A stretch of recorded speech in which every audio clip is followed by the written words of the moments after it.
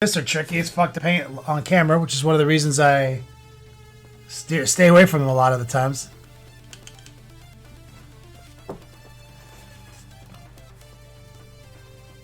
So let's start by taking some of this black brown.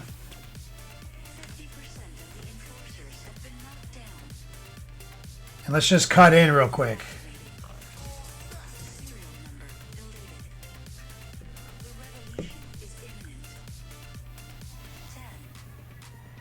You know, and see these spikes? These spikes are definitely going to erupt from this armor. So let's just take a second to figure out what we're looking at here. I'm going on pretty hot and heavy here. A little bit of water for spread. Well, plenty of paint. That is so I can actually keep the paint in a wet state for a little bit and spread it around and make sure we get a lot of coverage here.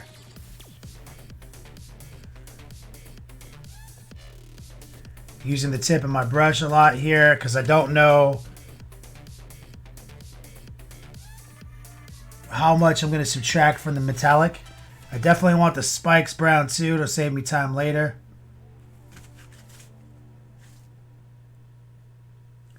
You see there's like a little latch back here. I'm trying to leave metal.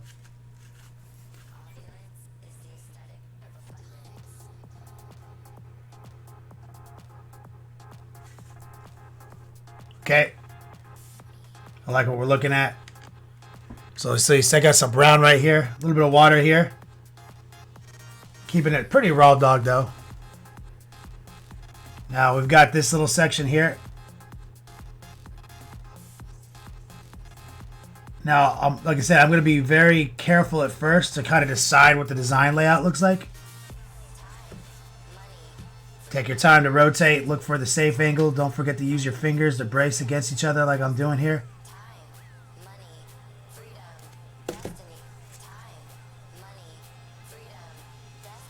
There's a pipe here. See now? I didn't even really notice that pipe before. Or maybe it's a tentacle? Fuck, who knows? A horn maybe? And see, by starting with brown, I'm able to decide what's going to be red later because that's the workup. But the brown can kind of get on certain parts of the metal and just live there. You see how there's like actually a strip right here, right across this, the top of this section, this armor plate or this tank or whatever it is. So I'm kind of feeling like I'm going to leave that little strip intact, you see? And that's the advantage of doing all the metal first. So that's why we're just being a little ginger at first, and we're using brown to just kind of reset the real estate. A lot of times I'd just be brute force wet blending this into red, but I need to see what we're going to do first. And so that way we're not being lazy, we're creating some intrigue here.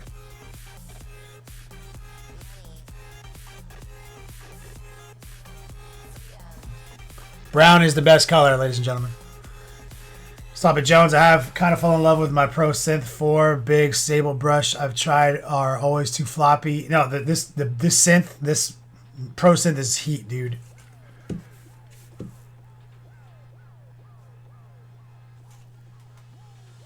My favorite brush right now.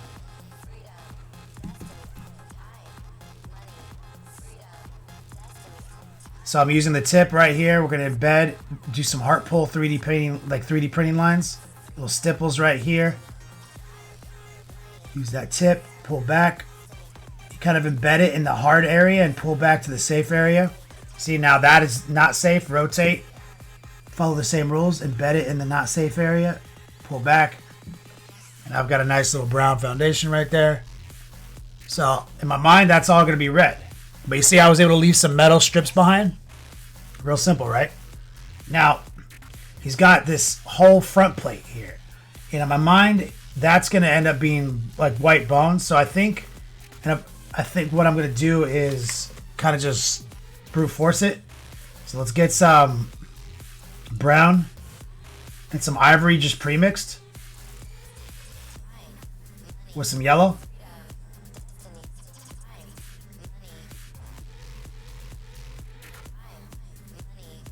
Touch of white. let's just go real. Let's go real gangster here.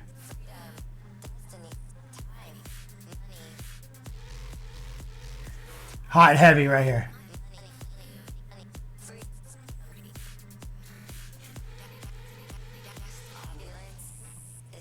Be careful because there's all these little dips. You don't want to leave too much paint inside the dips.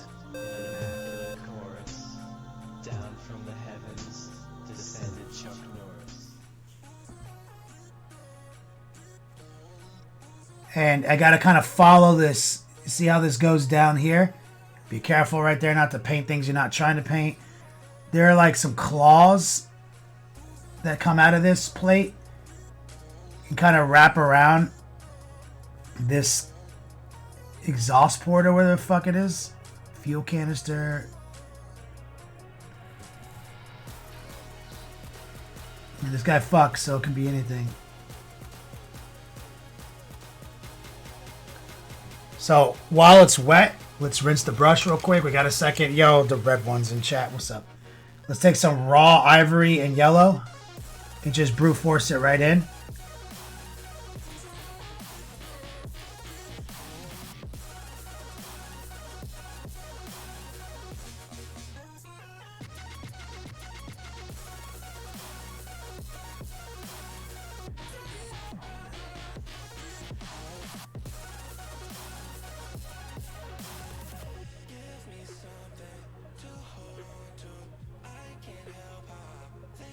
The shape makes it kind of weird to just move super fast.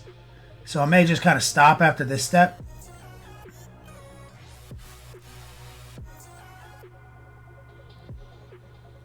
And move to the small brush for details later.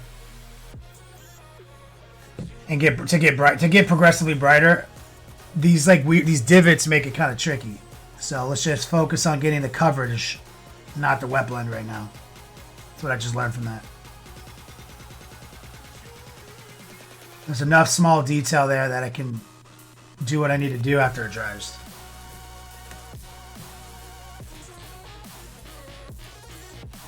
Using my tip, again, you see I embed it where I'm not sure. Pull back to the center here. And just keep my eyes open, okay? Because I want to see the details pop out at me. Models like this are fun because you discover a lot of shit you don't normally see when it was all gray, then it was all metal. It's all, even though we generated contrast, now that we're actually laying some hues down, things start to pop out.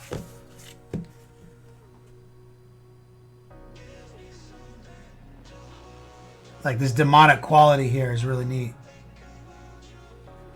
Where it just turns into little claws or teeth right there.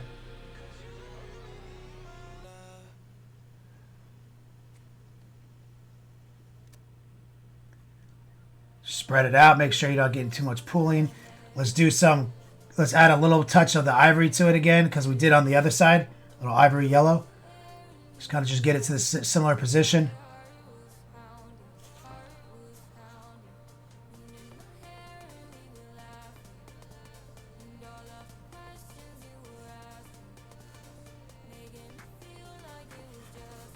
And so this is going to, imagine this is going to be white and that's going to be red. The red ones, thank you for the resub, Legends. Now there's a spine here, and I'm leaving it metal for now. It has like bolts and shit in it. Now he's got these really interesting shoulders, or fuck if I know. Either way, there are horns erupting from the metal here, and I'm just gonna grab this ivory slop. You see how this is a different color? This is more toward our ivories. And see, even though I made these black brown, I knew I was going to come back in and lighten them. But there are indeed more horns popping out here. And you just start to discover what's going on here. They're erupting from the armor. So there is definitely a demon encaged within this thing.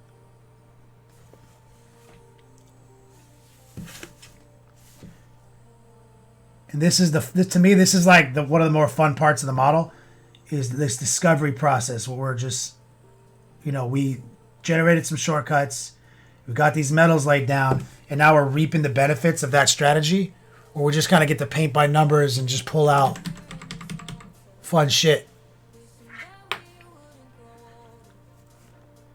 Ricky Bobby paints. Yeah, this is a fucking awesome model. I mean, look at his awesome fucking sword hand. Now, this is some crazy shit. Like, this design work on these shoulders, fucking gnarly. But I don't know if I want to overcomplicate it, because look, check this out. So, his shoulders go here.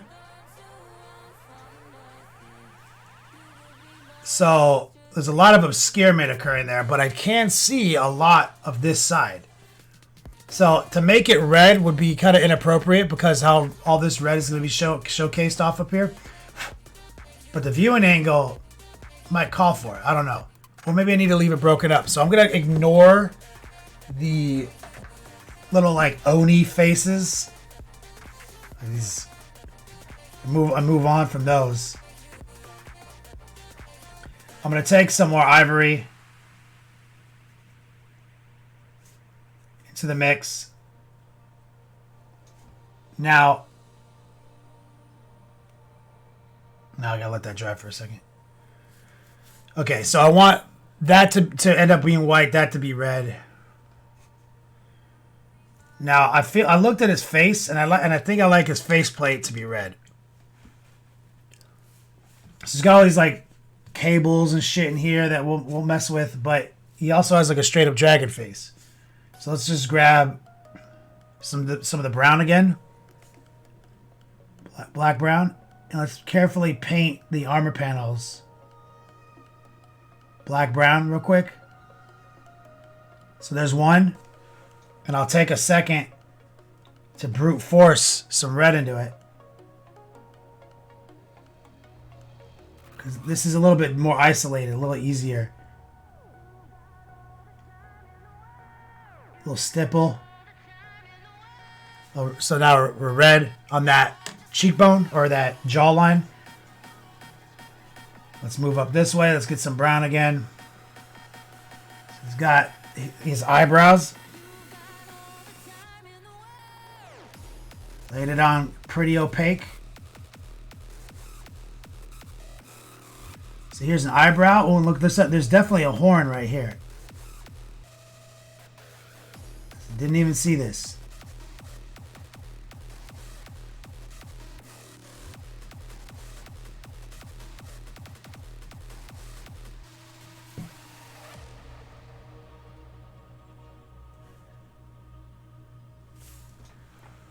Let's take some of that red, the red mix, and see if we can just brute some in while it's still wet. Using the heart pull stroke, where I use the tip of my brush and gently just pull back toward my heart. There's enough moisture to get a nice blur going here. Let's rinse the brush. Get some of that straight bowl power red.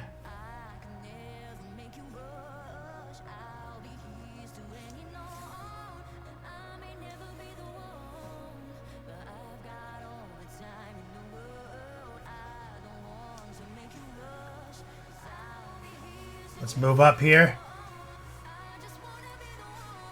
And just going section by section just to isolate these blends.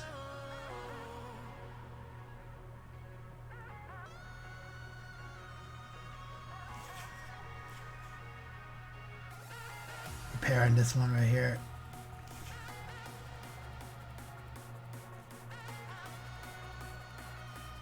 That one could be a little smoother. It's just a little burnt red, bowl power red right here. And these are just base coats right here. We're just brute forcing the reds down to have a little bit of intrigue in them before we pull a little brush out.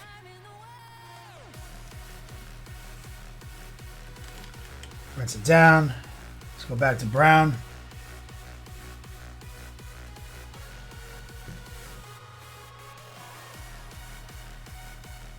And see, he's got this horn right here.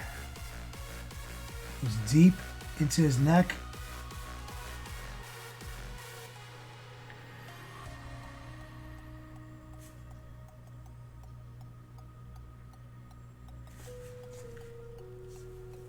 Rinse the brush. Get some reds. Just send them right into that semi-opaque mix. Enough ambient moisture to get a capillary blend. When your brush starts getting too much of the brown on it, you just kind of wipe it off.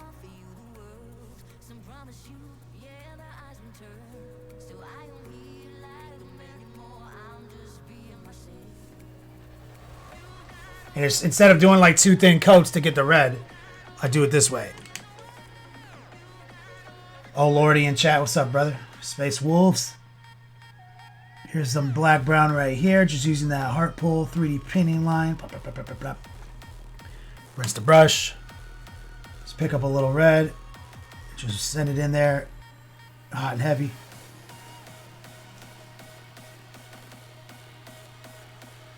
Nice base coats. I live in the world where it's one and done. One thick coat. Put my finger in the red.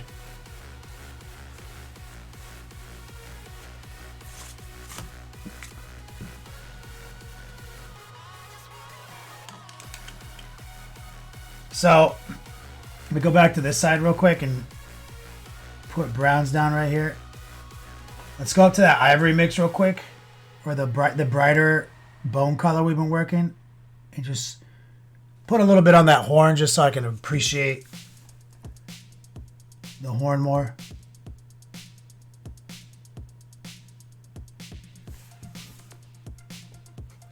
Now, he's got some sweet red panels on his nose too. 40K Sue just hanging out. That's my mom right there. The iciest mom of the game. 40K Sue. 40K Sue. I'm taking some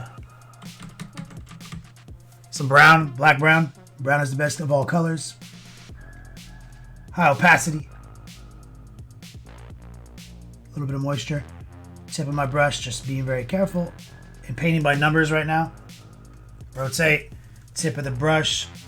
Kind of put it in the tricky spot and pull back to the safe spot.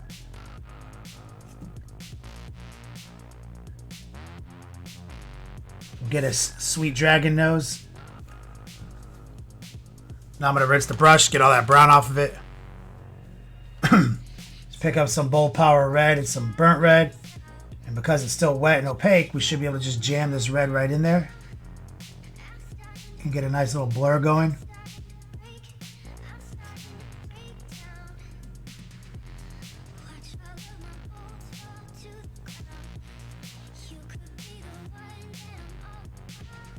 Too easy.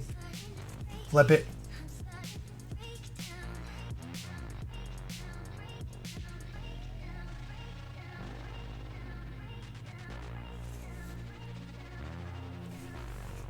So now we can see his little base coated red faceplate. Dragon armor. Now the mouth is going to be interesting, because I'm not sure if he's like...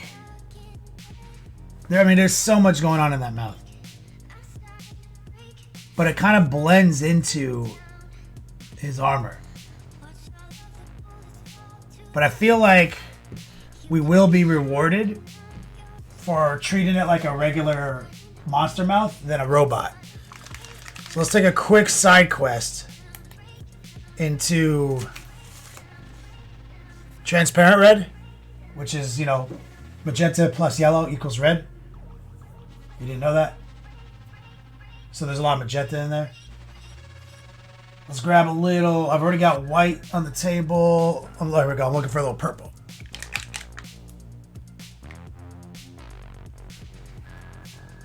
Let's take this red. Let's put some white in it.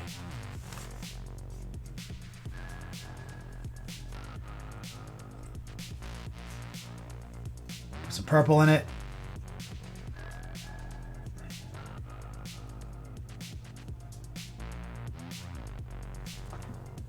Like so. I'm going to just kind of paint his mouth. I want to see if there's any gum, if there's any reason to leave any gums intact. So I'm just going to kind of stipple in here. Pretty much paint his teeth. And there's this like whole little section of mouth that meets his armor. And I kind of want to see if I can get away with this.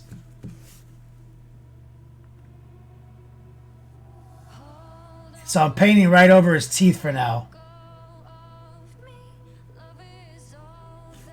That's how monster mouths work.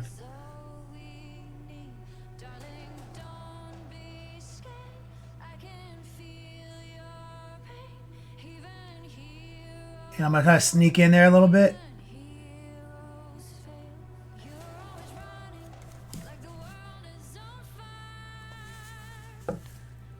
You see, there's like the lower palate in his mouth. You want to paint that. And there he has a gun in his mouth, because reasons. Probably his dragon flamer.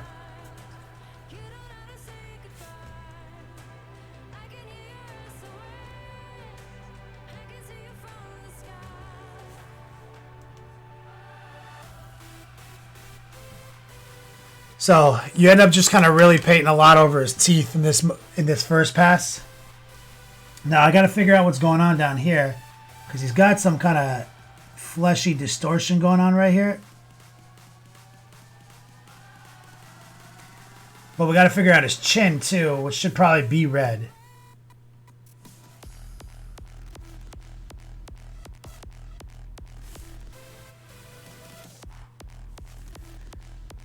But look, what we can do is go back in time to some burnt red, mix the burnt red in with that pink,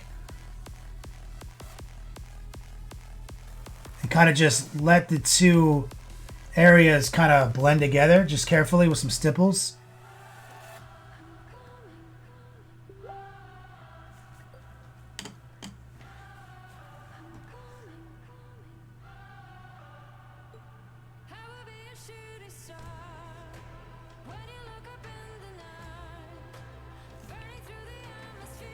It looks kind of like hot garbage until you get the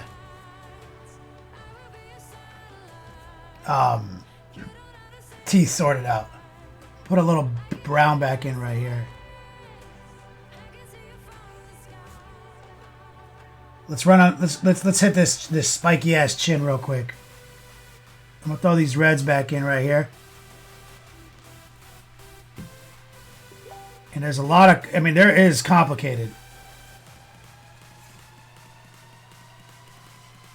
There's a lot going on in that mouth.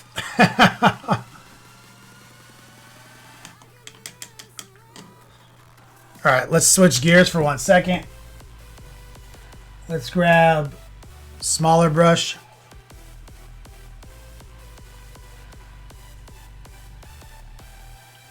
Let's move in. Let's just like skip a few steps, go straight to this ivory. Maybe a touch of yellow. White. Touch of the brown mix. Let's see if we can use high opacity, low moisture. Let's see if we can just kind of pluck out some teeth. Heart pull.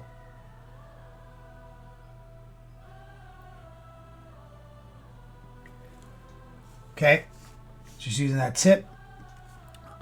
Shout out to Aaron Lass, like tuning in from Rome. Holy shit. That's pretty fucking hype. Welcome, welcome. Again, use the tip. Pull back to your heart. Trying to just get those teeth so we can lift them off of the pink.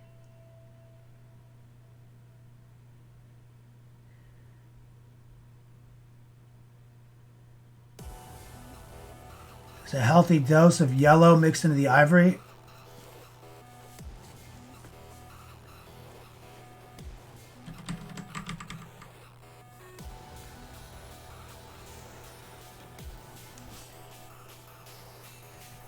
Again, tip of the brush. And so I'm taking some liberties here because I don't think the design calls for these pink gums. I think he's more mecha than that.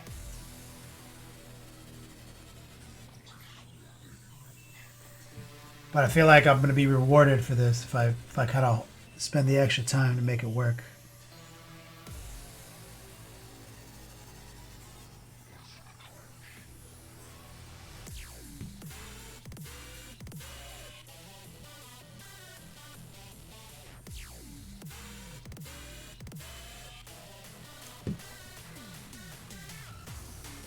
High opacity. This is all about high opacity, low moisture right now, guys.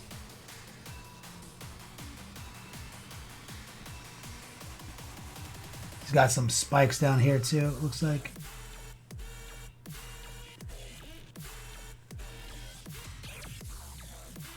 Some like fucked up little baby teeth right here.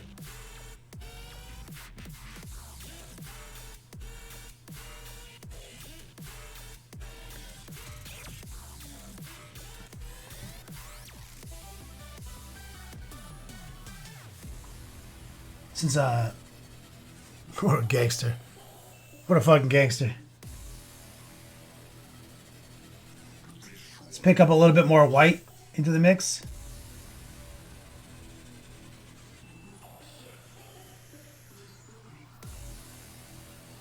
And just put some dots of white on the tips of some of these teeth. And it's not true white because it's mingling with our ivory yellow mix.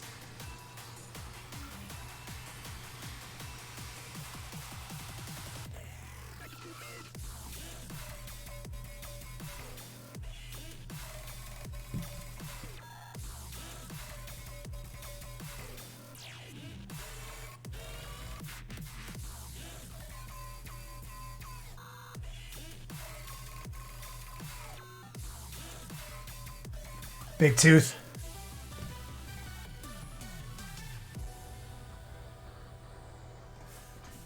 All right, so we get an idea of what's going on now in the dragon face. Okay, and we're still just base coating. Okay, like there's no detail painted in there yet. It's just base coats. Okay, he does have a horn right here. You see? Let's take some of that ivory mix.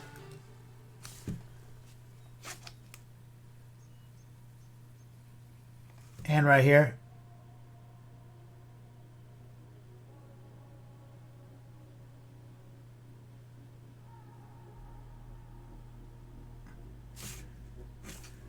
So just don't want to forget because we based it brown.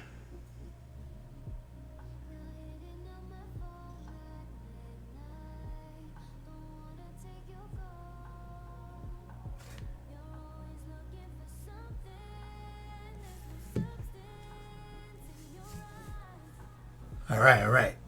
Rinse it. Okay, good side quests on the face. Let that ride. Let's go back to the superstructure. Let's make that shit up there red now. So let's just real quick. We use black brown. Let's take some burnt red. Take a little moisture.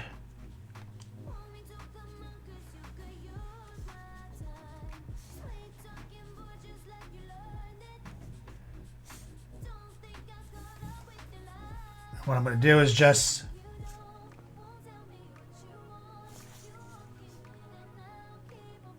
using just a little bit of wetness and semi-transparency, introduce a quick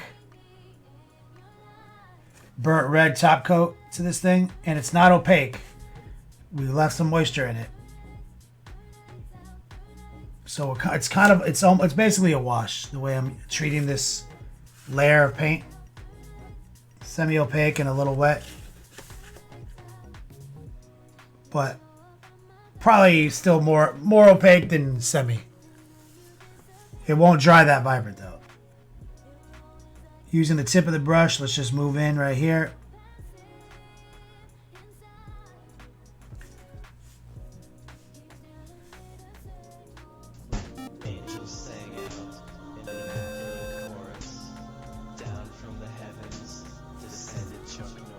Right there.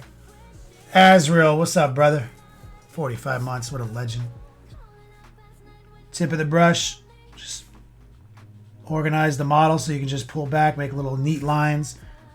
You can even flick them away when it's this wet, if you feel confident. Rotate, locking my fingers. Big models like this are kind of tricky to stabilize on.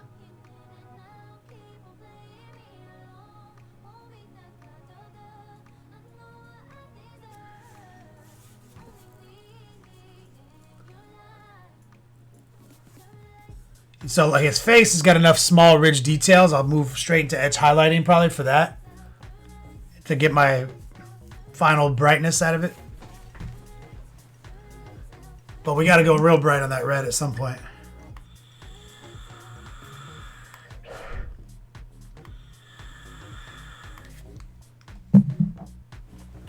Now, let that dry up there. Let's move down here. Here's something I think I have to do.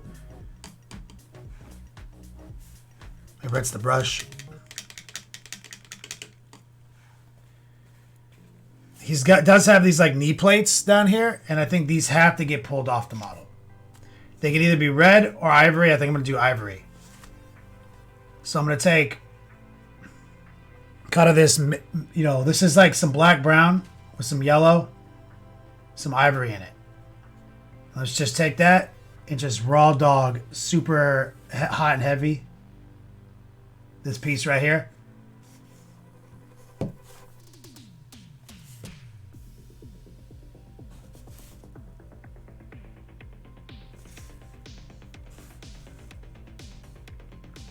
This is like the shin armor.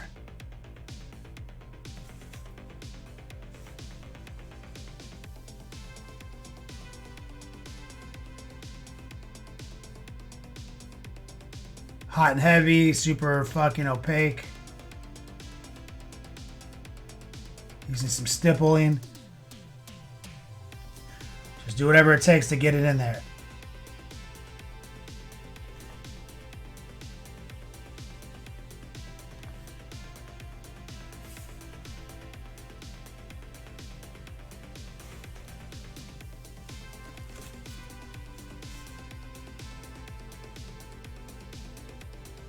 Tournament Cheese, 2 keys of hate on Summoner. Ooh, he dropped 2 at the same time?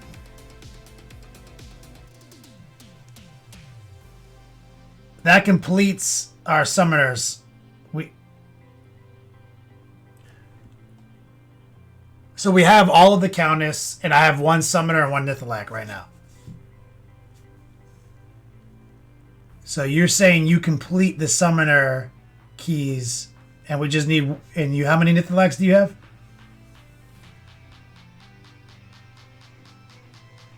Oh, you have 2, so we already have it. Do you already have 2 Nithalaks?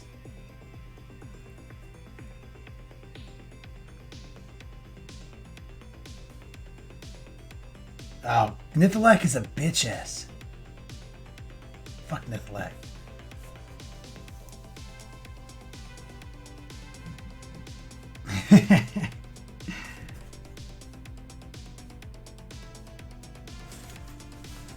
Play some Diablo, guys, if you don't know.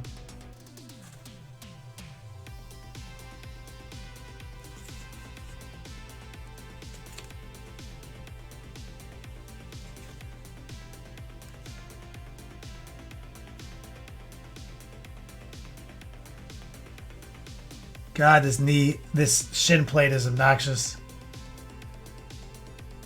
Thing is, you can't build his leg without it, so there's no way to leave it off.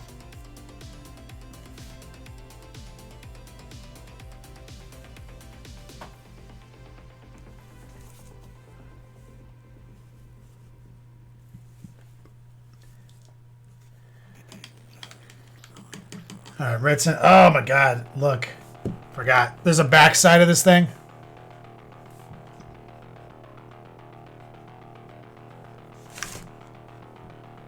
I'm just kind of mixing a new slurry.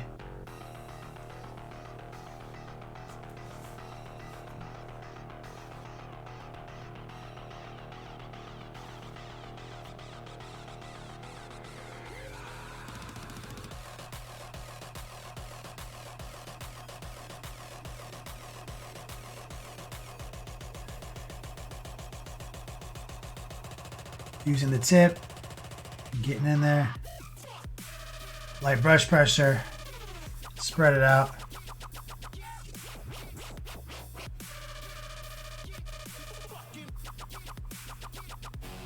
Healthy dose of yellow built into the ivory. Stipple, stipple, stipple. Alright, move back here. So, we need to get whiter than this. Okay, so I'm going to take more yellow, more ivory. Turbo Jesus, creature, cats and pieces, nuts. Oh, it's so awesome. So I have a much brighter, ivorier, yellower mix. And let's see if we can just raw dog it right in. Kind of hot and heavy. Right here.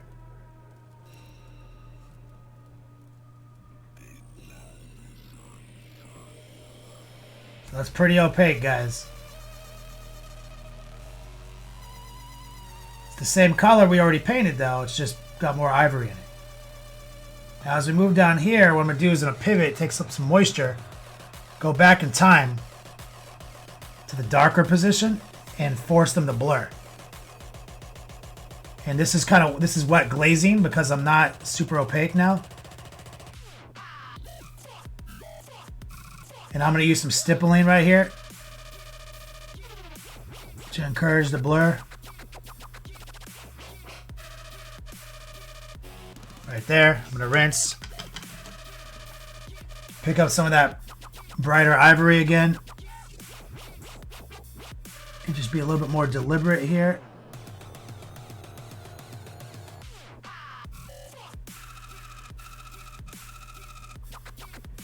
A little bit of moisture.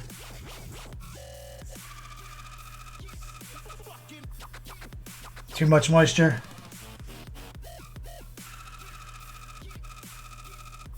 Kind of just spreading it out.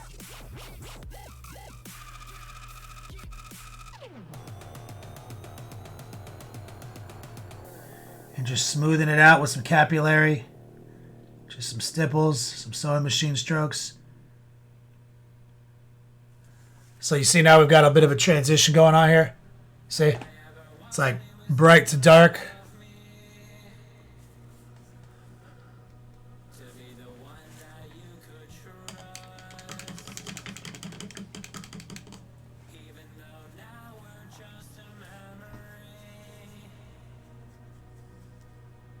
Let me just pick some up.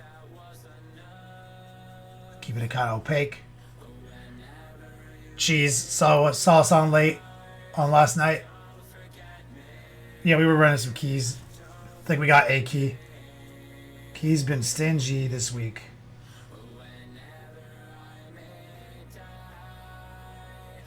So going on pretty opaque. A little bit more moisture than I want right here. Shit happens, play through. Just be careful. Alright, rinse it. Come back to the brown. Force that capillary blur.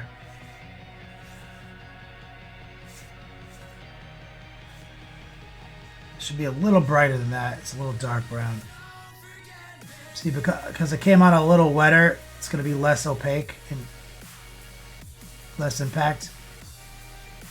So this side may need like a second round of adjustments. What I'm doing is I'm just making sure to pull moisture out of these seams by drying my brush on a paper towel. Treating it a bit like a sponge.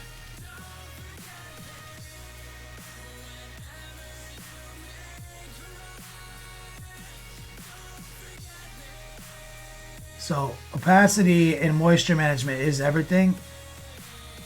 And so I instantly came on with too much moisture. Not that I'm not going to get a smooth blend, I will. It's just not going to have as much impact because it won't be opaque. As it dries, you'll see a difference between the two. Right now it looks more vibrant because it's still wet, but that one's dry. So we'll see how they match up and what kind of adjustments we need to make.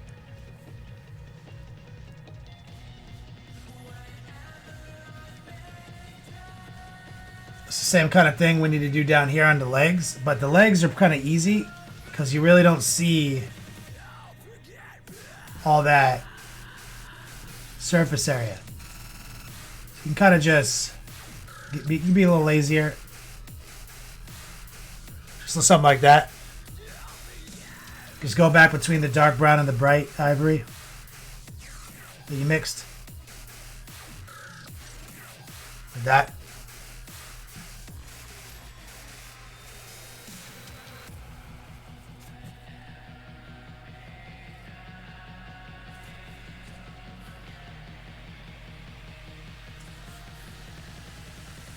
So you see, when I do two thin coats or when I do a build up, it's never going to just be like, hey, this is the ivory I want to paint, so I'm going to do this until it looks ivory. I'm going to always engineer some type of drama into it. And make it work for me.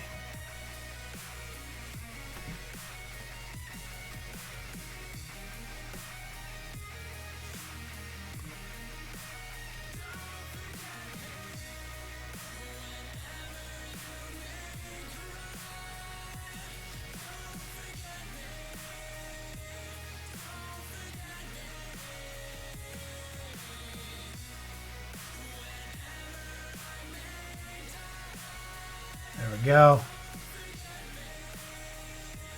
And then a lot of what we're doing on these panels, some crisp edge highlighting after the fact. But right now we're just pushing and pulling, pushing and pulling. Got to get everything to its base coated position at least. Okay, again, so here's some ivory, some yellow, ivory, yellow. Some of that initial brown. So it's nice and opaque. So I should be able to just quickly lay it down up here using the tip. Some stipples right here.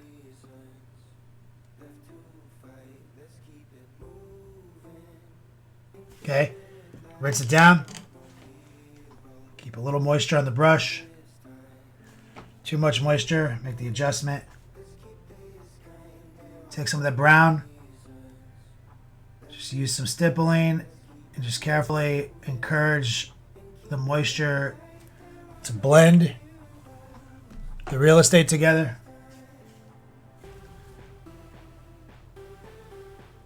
See, I'm just kind of encouraging that moisture down to its downward path. Some light stipples. You don't want the brush to be too dry because then it'll just sponge off your moisture. Just want to find that equilibrium.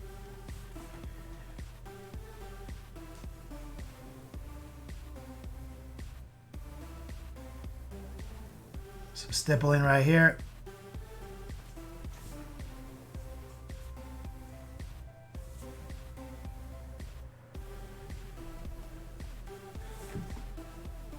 So make sure we don't make the same mistake we made before.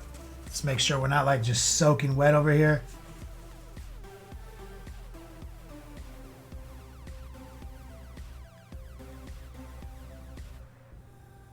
There's our highlight. Kind of opaque. Now we'll pick up the brown.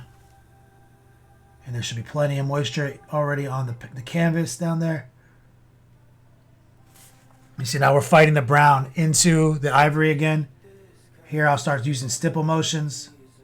I'll go back to the ivory, kind of split the difference.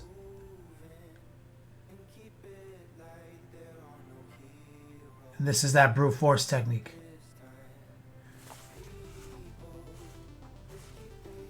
Let it ride, let it dry. It's like doing a quick fake airbrush, right? When we did all that airbrushing, it's basically just like simulating a quick airbrush laydown.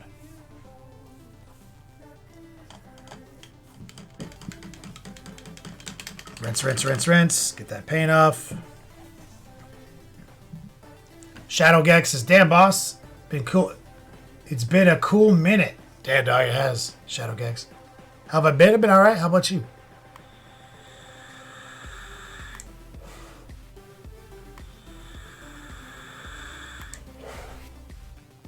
Shadow Gex is that wet blending?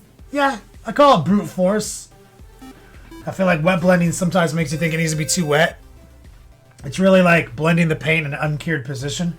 But I do use moisture and I move into something I call wet glazing sometimes. But we talk about it a lot here on the show. But for example, since this is already red, like I built up a red base coat over brown, I can actually have my opacity be kind of shitty because it's already red. Matt Wellman, what's up, brother? Legend. So, for example, I could take the same burnt red, run it with some moisture in it, right over it, okay? And you want to move kind of quick here and get all of it covered. So now we have a coat of semi-opaque burnt red. You want to rinse the brush, get all that red off, get all that moisture off, pick up some of the bold Pyro red, and you want to use the ambient moisture that was left behind, and you want to just jam it in there and then use some stipples to encourage the moisture to just go bloop, bloop, bloop, bloop into itself. Then you get a nice little transition up there.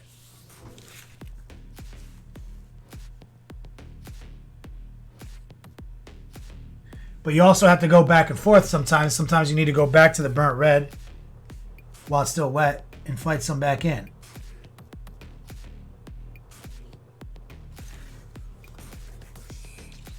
Maybe you need to go all the way back to the brown.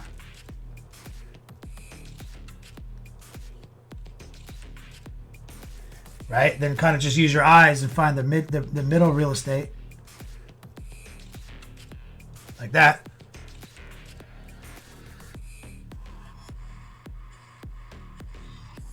It's a solid little cheat code for just quick, fast laydown.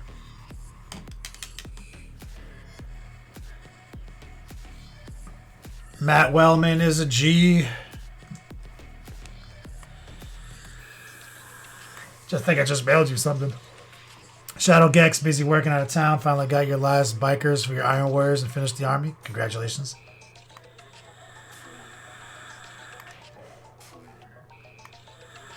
Getting ready for Eldar. Tight, tight, tight, tight.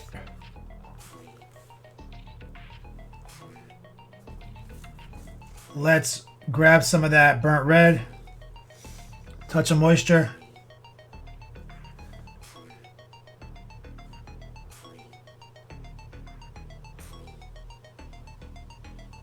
Semi-opaque. That's it. Pick up some bold pyro.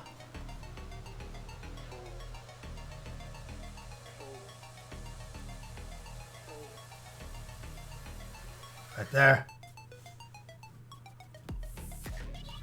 You probably can go in reverse too if you wanted to. You could just take some bold pyro,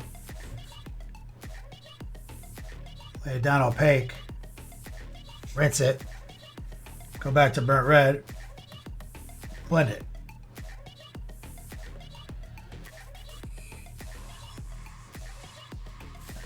But I like having the base of the moist dark tone first. Opaque, here's some bold pyro red again, just a little opaque.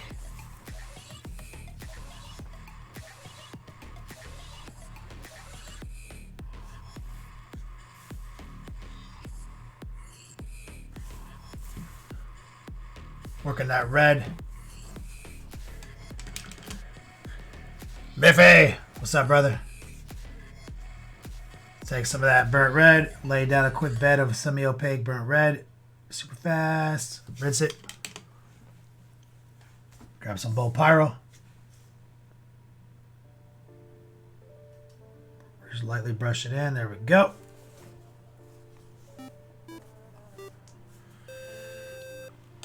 Shadow Gex. It's like a Chaos War Dog. It's Creature Caster.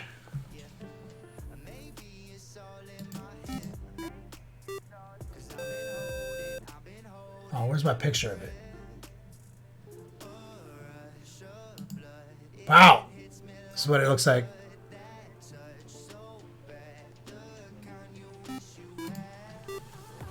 Livebot just gifted 3 subs to the chat. If you just got gifted a sub via Livebot, throw some love out there.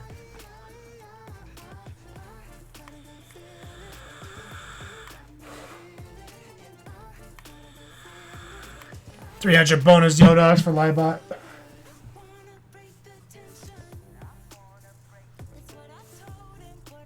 Take a little of that burnt red.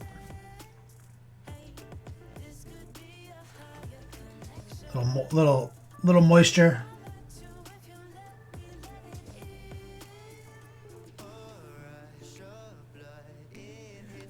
Press it down.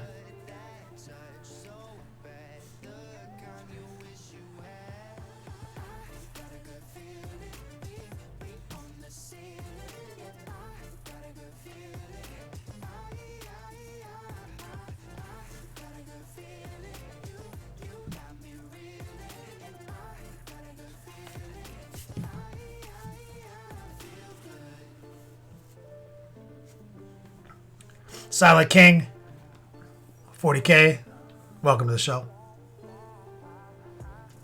Is this legal to use in Warhammer games, Term Cheese? Yeah. I mean, unless you're at a GW fucking... one of those stupid GW road shows, I guess.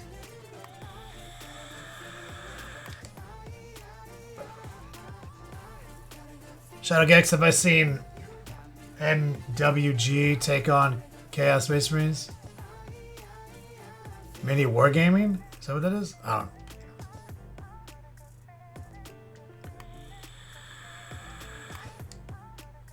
know. Nope, I don't know what you're talking about.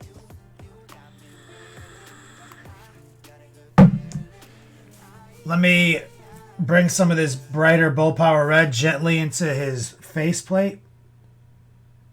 I'm using kind of a glaze approach here. It's semi-opaque, just enough that I can just gently brush it on and have it absorb into the real estate. It's just wet enough to spread. I'm gently just bringing a little bit more hype to it.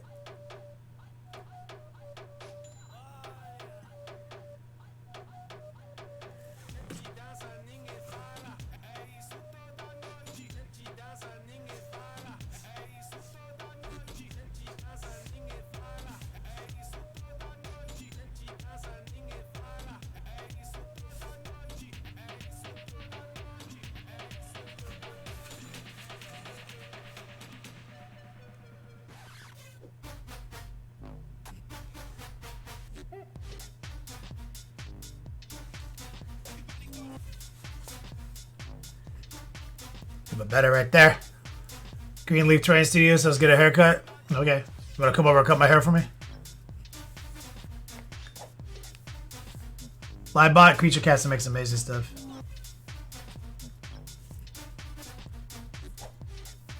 So this is all just base coating, okay? We're just locking plates in. I predict 2 shows on the superstructure. Because we got to do all the details. This is just blocking it in. This is nothing. There's no contrast yet. We're in a discovery process of discovering what the fuck we're painting, you know? Making decisions still. I'd like to get even whiter on this bone plate up here, perhaps. But I might do most of that through the edge highlighting process. So I'm a little yellower on this side, which I really like that. So let me take some of this transparent yellow. I'm going to move into the glaze now. It's a little ivory plus transparent yellow. And I'm going to take some of that excess moisture off.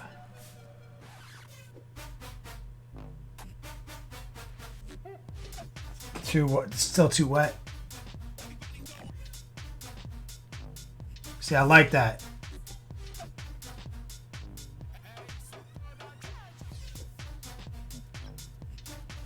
Very low opacity.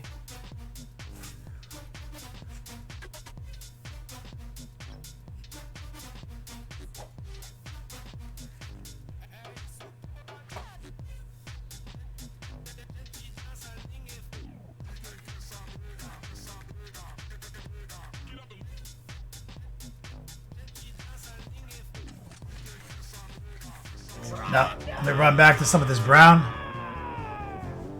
Whew. Matt Wellman, you gangster.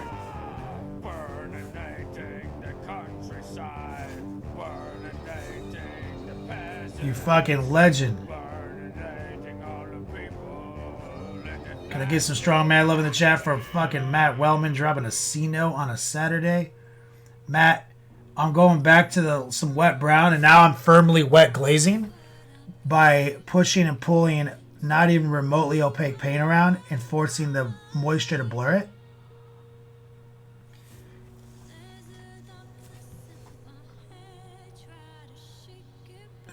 And it really only works because I've already kind of done the foundation here.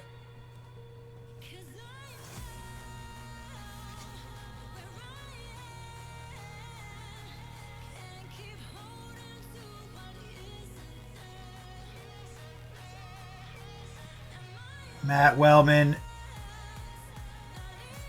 fucking former black belt holder, or current black belt holder. Supporter friend, thank you so much, brother. I do so much appreciate that. I missed your last question. Did you at me?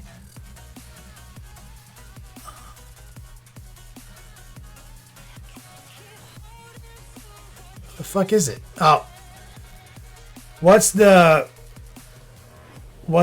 Burbroop or Burdroop on the stilling? I don't want to fuck up the technique. Oh, are you trolling me? Fucking troll. It's bloop bloop.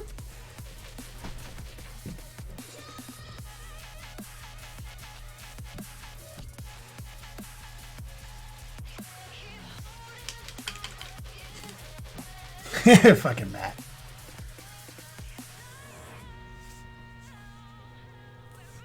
Now, Matt, I'm going to take a little bit of that brighter mix. Just lightly brush some into this horn here.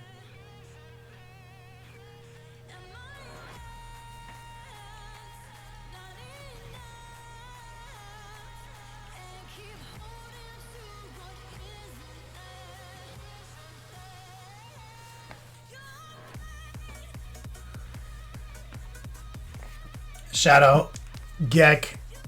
Yeah, Mini Wargaming, one of the founders, worked with Lazy Squire Games to make his own line of Chaos Space Marine. No idea.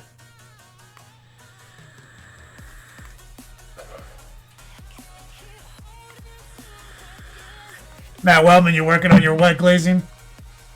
You're keeping it tight?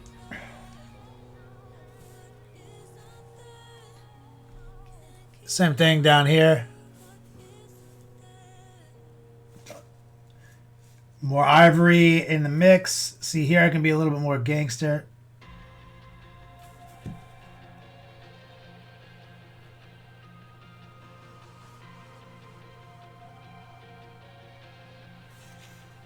Go back in time to some of the brown.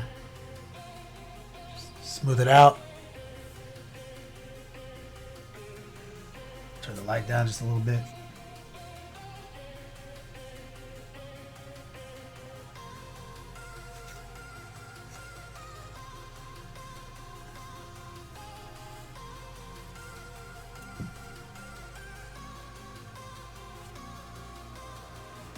Incredible detail.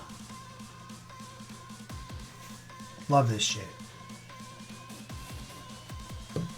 Creature caster, killing it.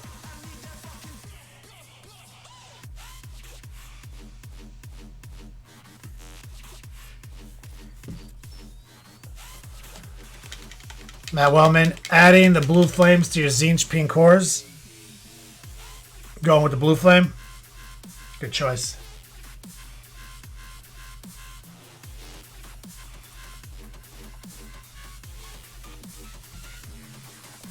I think there might even be a way for me to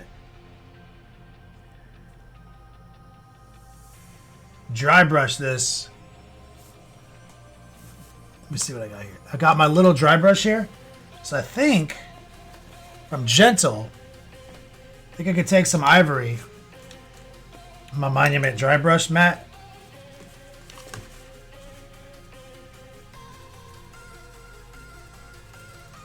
Take a bunch of it off, right? I think, because the nature of this bone plate here, I think I might be able to just kind of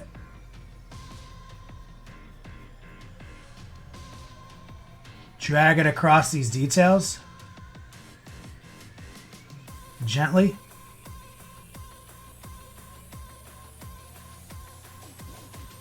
Take your time, don't be impatient with it.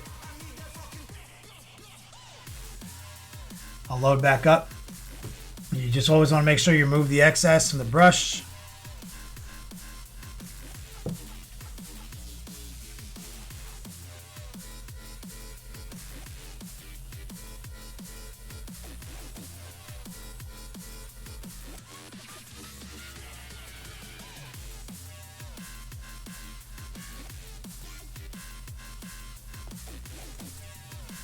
Let me just kind of getting bonus detail, because there's plenty of texture on these things. And bone is one of my things I like to dry brush.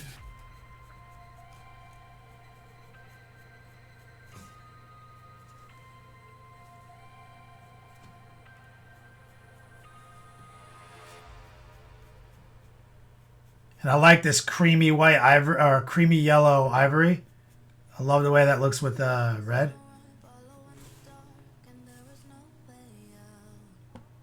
Look how easy that was. And it's just all ivory. Shadow Gex, Monument Paints. Using the same strategy. Oh, just pulling some ivory out. We should be able to actually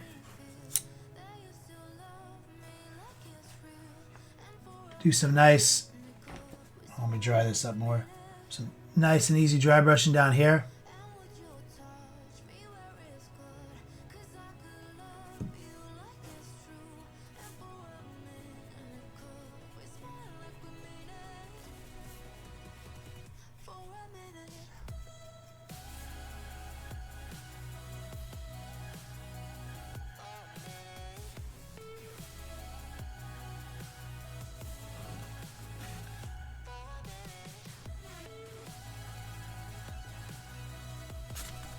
Just hold it tight real quick.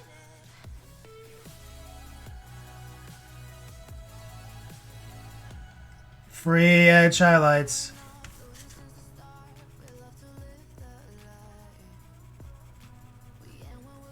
Just take your time. Always just go little by little.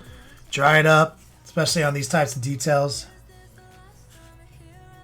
Light brush pressure. Oh, some excess paper towel.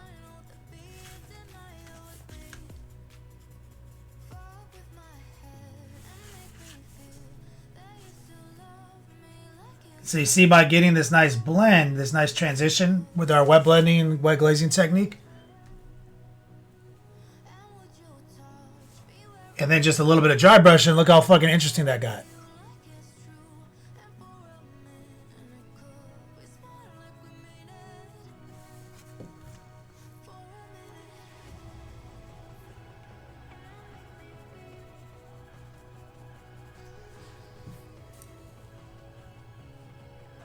Beautiful.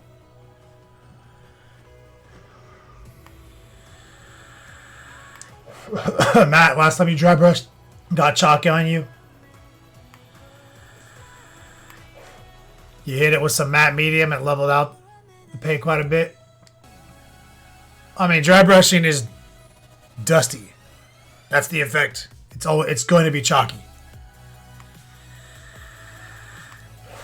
You just have to put it in the right place. I put it on bones. Bones can be chalky. Metal can be chalky. But like, if you try to use dry brushing to like dry brush your pink cores, your pink core will be chalky instead of like this slick, slimy little guy. You see? So I basically just dry brush dirt, rocks, bones, sometimes fur, metal. That's basically it.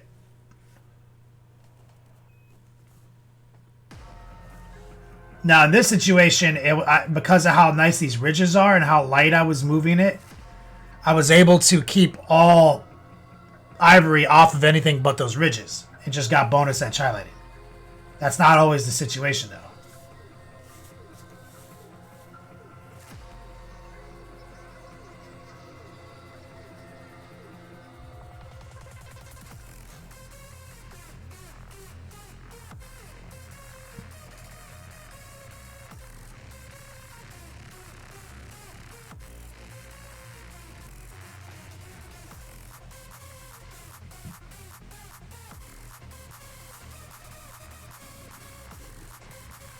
All right.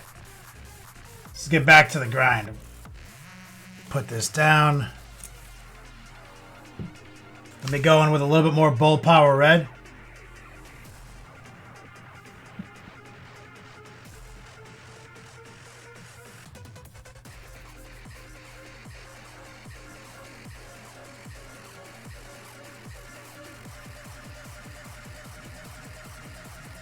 Now what I need to do is get even brighter than bold power red.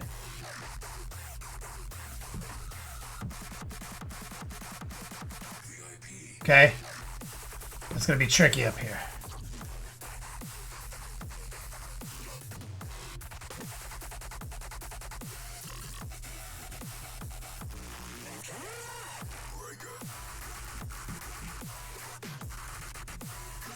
So probably what we're going to have to do is get a little moisture engaged.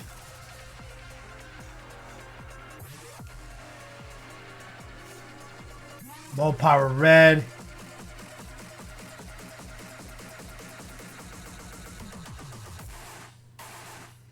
Do some stippling right here.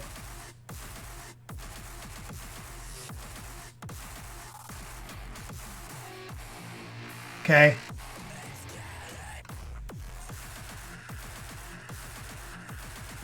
Just kind of run it wild. But up here, I'm going to take some white. Stipple right in here. Go back to bold power red. Stipple right here.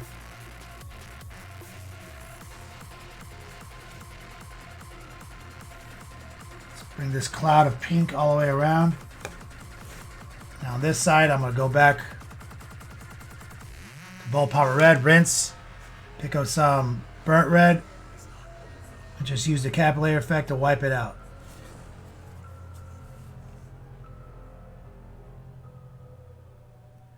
And what I want is a nice dispersed, like kind of burst of brighter red, which, you know, basically pink. Right here in the middle. Stipple, stipple, using the sewing machine stroke and just walking it and letting it cloud out into that moisture.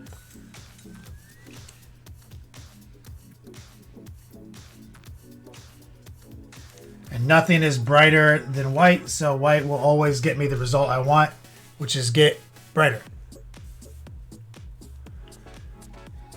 Now, it's not always called for because it will, you know, desaturate. But I'm going to just do a quick line of white, like, or pink, or desaturated red right there. Right here. And then go back to bold power red and just kind of oppose that. A blur.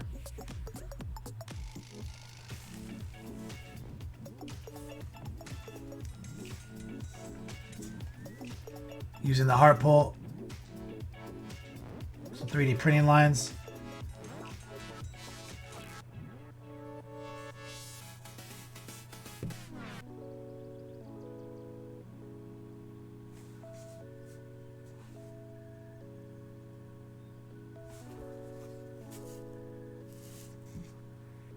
Get a little bit of burnt red.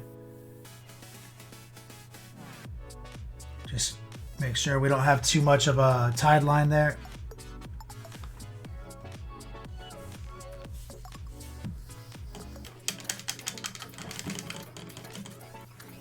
We just rinse it down for a quick second. What's up, Lynn? Let's go to our small brush. Just pick up some of that white and red. Very opaque.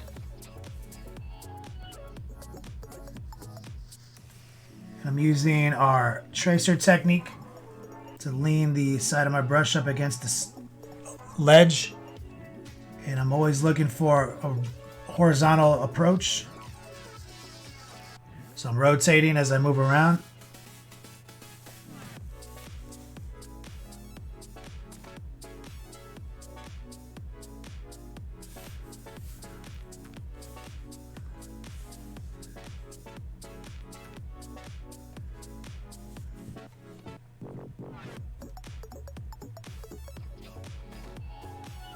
going to use a little flow improver. And I use this sometimes when I do this kind of edge highlighting.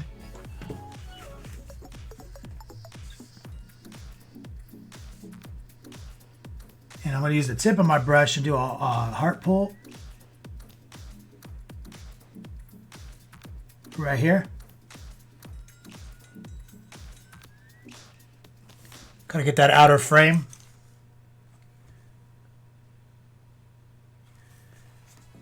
Use a little bit more white in the mix. And I'm going to kind of stipple up against the eruption sites of these horns.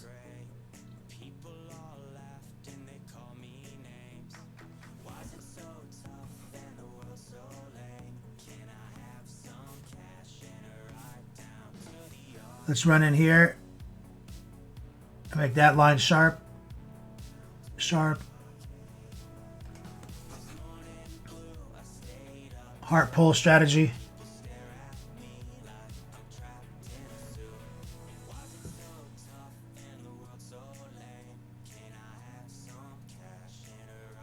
We're gonna have to do some pin washing to kind of work some of this out, because not every one of these shelves is totally fucking sharp. That's okay. Let's get a little heart pulling right here.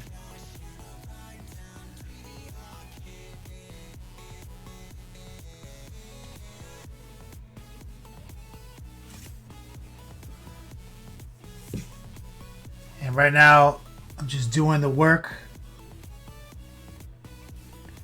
Finishing the red right now.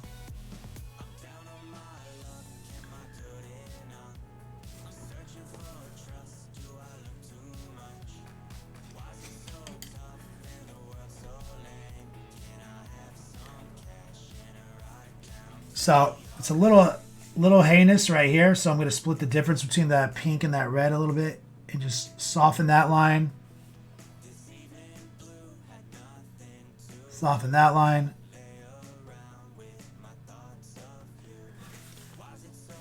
Got to soften this line right here. Some burnt red, I think. Burnt red, Pyro red.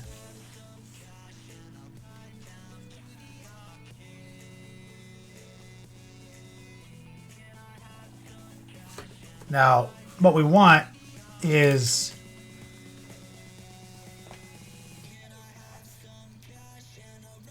possibly a little bit whiter in some areas, so almost pure white now.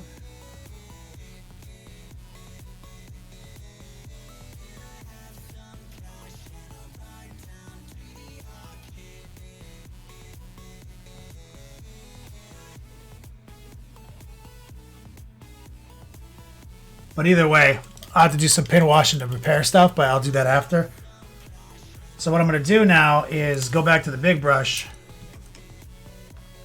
get some Bold Power Red,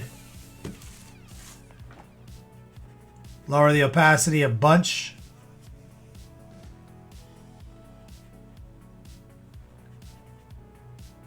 soak it into my brush, use this fucking paper towel right here. That moisture out of there. And now where it's all pink, I'm just going to do a quick, simple filter over the entire surface. And this red will take on the value information of the white we engineered into the previous steps. And it will take it out of the pink spectrum slightly more into the red spectrum. More accurately, it will resaturate the desaturation. And it may take more than one pass. So that's pass one. So less pink. Give it a second to cure. And this is how we did the red on the legs. That's why I'm doing it like this. You don't need to do this. It's just that we committed to this type of red already with the airbrush.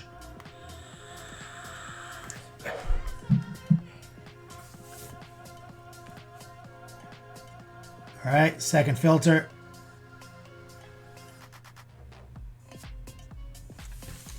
Utilizing the glaze technique.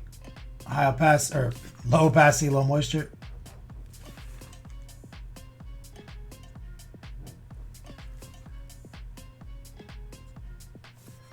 And what you're left with is just real bright red.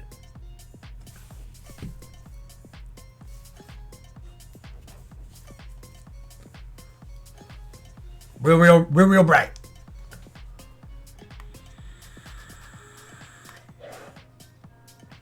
Liebot, correct. We're stealing the value that is white. But white mixed in with any color will desaturate it. So now that we got the red brighter, we just want to resaturate it because the side effect of making it brighter was desaturation. There's other ways to approach it, but this is the ultra red formula. We already did that for his other armor panels. That's why these are so bright. Down here in the tips. So since that's the flavor of this red, I have to make sure up here it's like that. So another filter. And these are like, 2% opaque.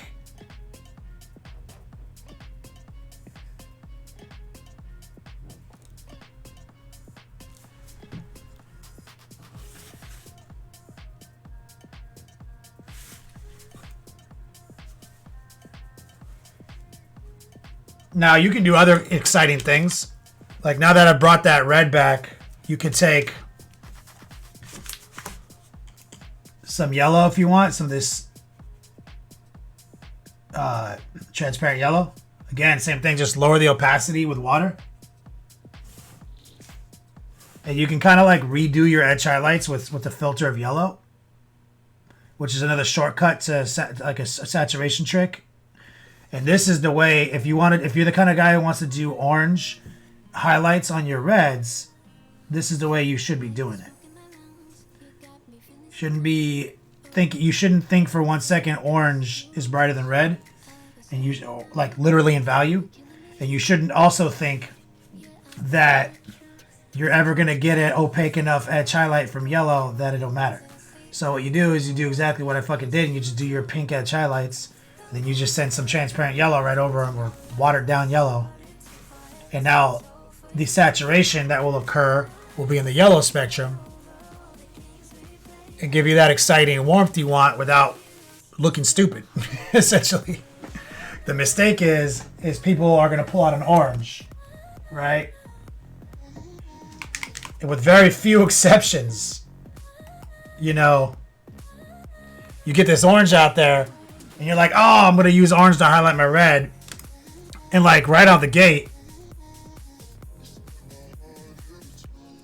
like, is this orange actually...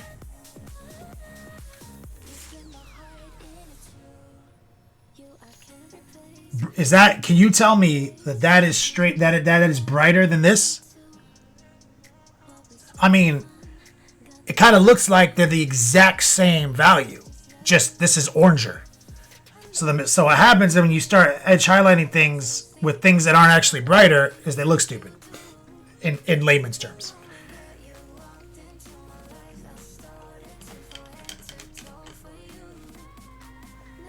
And so yellow certainly can be perceived as brighter, but we all know what happens when you try to fucking paint yellow over things. Nothing.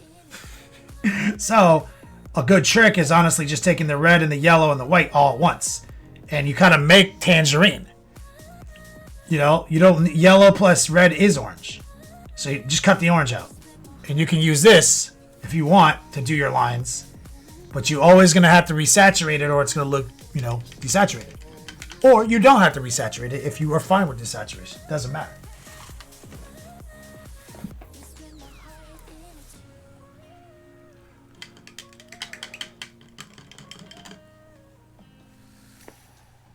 Liebot says you need to do 70 bloodletter sorts for LVO. So this red knowledge is great. Oh, and if you're going to do flaming red, like actual fire, it's a whole other bag of worms. I don't know what your goal is.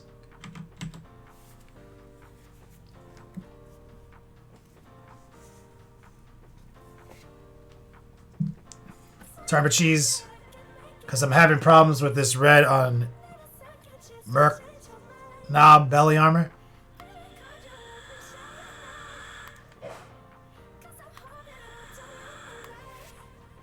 We'll go into whips here in a second. Let me do the face of this guy real quick before we move on to whips. So he's got a lot easier to access details. So look, I'll take my Tangerine Dream. High opacity. What we're going to try to do is just carefully hit the tracer right here. And there's a big seam here. Do you see that? Look at that fucking thing. So rotate, get into the tracer position, skirt that bevel. Best you can. Totally used too much brush pressure right there, so I kind of fucked it up. Then what you're going to do is you're going to go back to the red while it's still wet. And just kind of disperse along that line. Kind of subtract from it. You can already see it's pretty much just doing the same thing I did up top.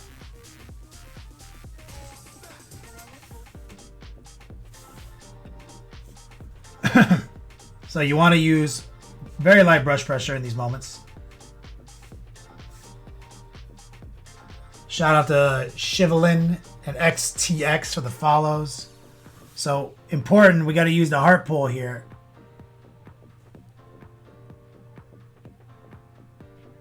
Can't ignore these awesome details.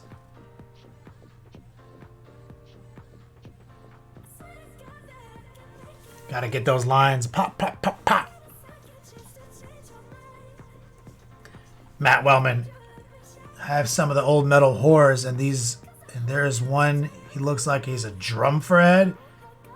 Not what to do for the fucking surface of the face. Put a picture up. I do not know what the fuck you're talking about. Throw it up and whip, dog. I'm gonna need to see that motherfucker.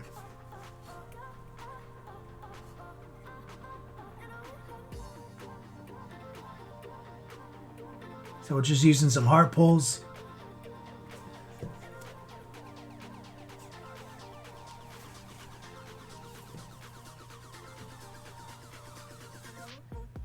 Tracer technique right there.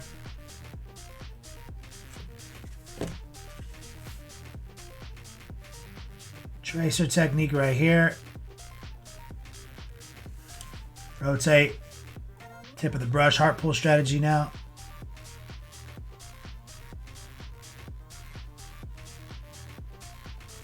Now, we haven't done any of our pin washing strategies, which I'll probably do after the break. I normally like to do pin washing before edge highlighting. I just got ahead of myself. But it's not the end of the world. It's not like there's a right and a wrong way. I just find that I tend to need to use edge highlighting to fix my pin washing mistakes. So I'm just going to have to not make mistakes. These details are so tight, so small.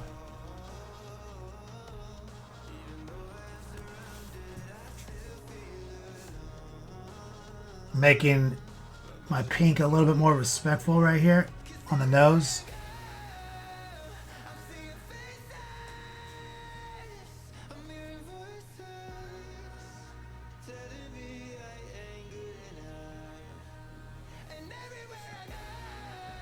A little more respect.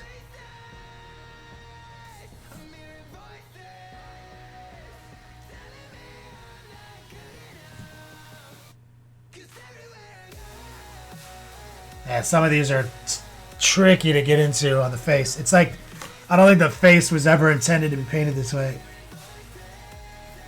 Because you see, it's just a bunch of metal plates kind of attached to them. And it's like the loose idea of a dragon. But then there is a demonic presence in his teeth. And I don't know if there's a painted sample of this guy out there on the internet, is there? I don't think I saw one on Kuchikast's web shop. I think we're in totally unexplored territory.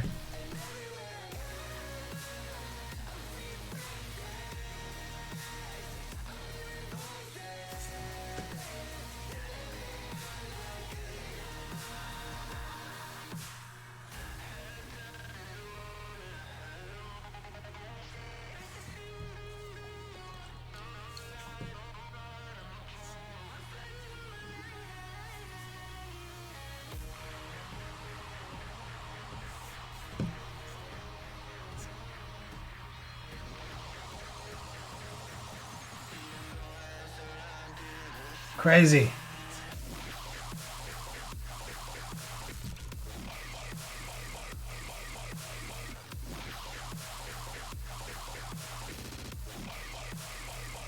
War Dog has better gums than you do, Lightbot.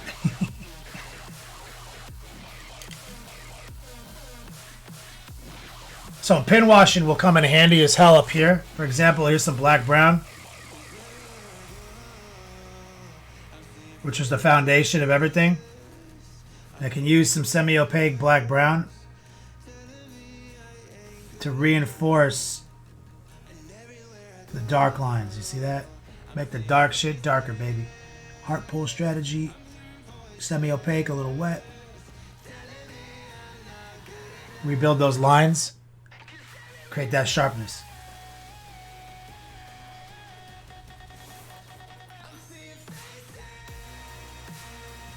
I need to do more to these lines. This guy's not perfect yet.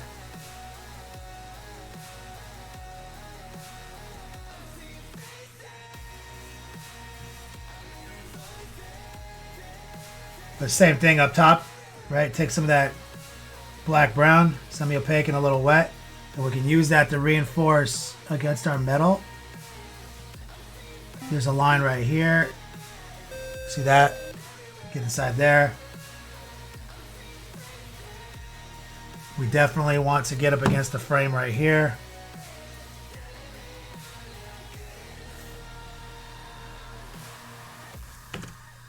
Using the tip of our brush.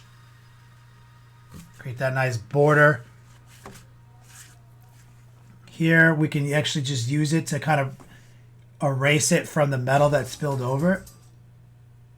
You see? Because that it works in that capacity too. We use brown as a base coat, this black brown for a base coat for everything, including the metal. There's some holes in the armor right here, so maybe we could just stipple right in there. Clean it up off the hose here. Just kind of sharpens the image. At some point, we're supposed to paint. Oh, goddamn, we got red all up in there. Ether Rag, thank you for the follow. Get some brown, yellow, ivory going here. I just want to see these horns a little bit better. Is that white in chat?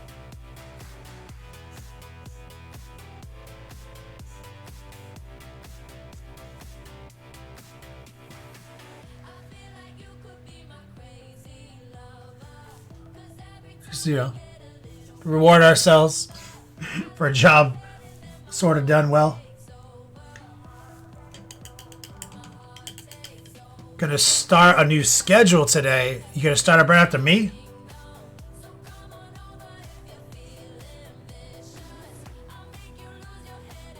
On Saturday? Who do I raid on Saturdays normally? Duff? Are you going at the same time as Duff now? Or is Duff not streaming? I don't understand. I'll take some white. Trying to get a lot more white here. Or maybe we raid other people on Saturday. I don't remember. My memory's not very good.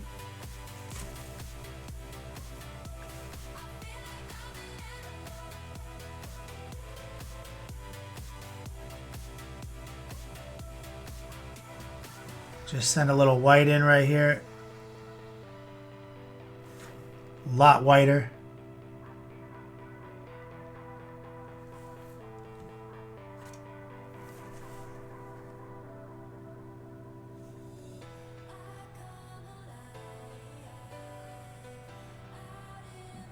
Rotate in.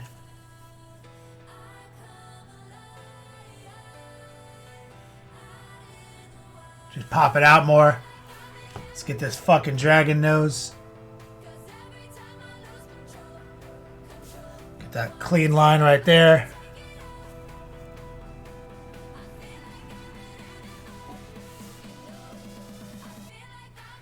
Some white and red mixed together. Nothing fucking fancy. No secret blend. No special sauce.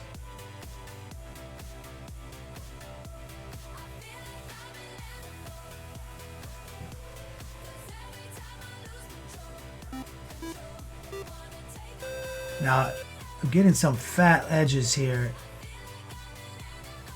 So I'm going to have to repair some of those real quick.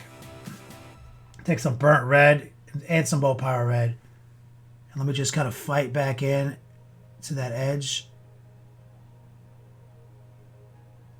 Right there, but you see it's already happening. Zombified. What's up, brother? Wyatt?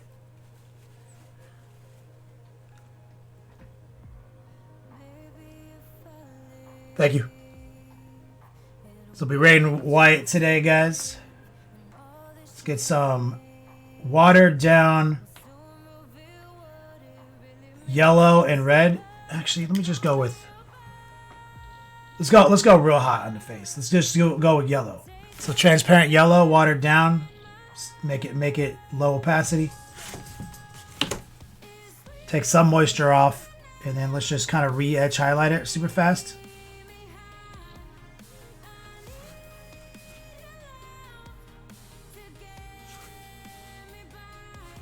And we're gonna just exploit that hotness factor.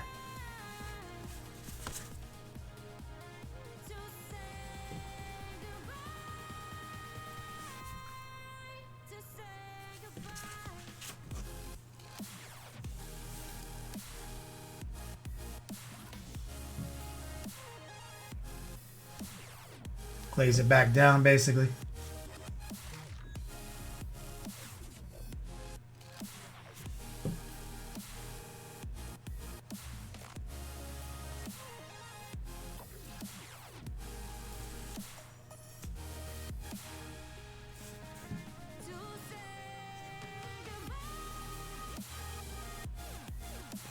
Pair that a little bit. So we haven't done anything really to the teeth or the gums. Those are just placeholders right now.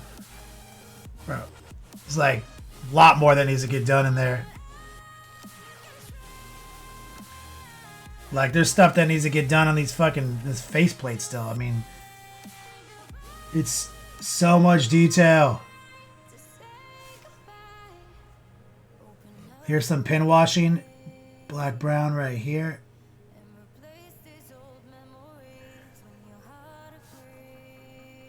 You know, and I fully forgot this cheekbone. Look at this. Completely just spaced this thing.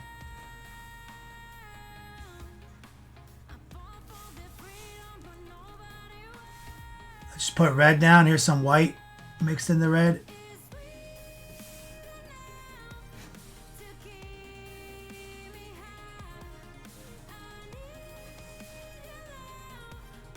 Completely didn't hit that thing.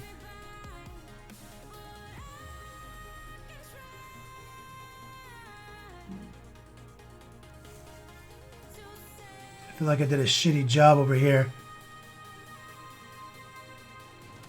The face is definitely important, man. We gotta definitely put that time and energy into this fucking dragon face.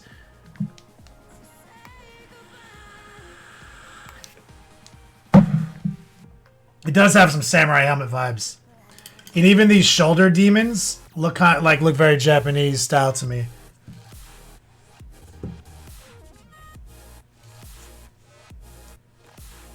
Mixing that yellow in.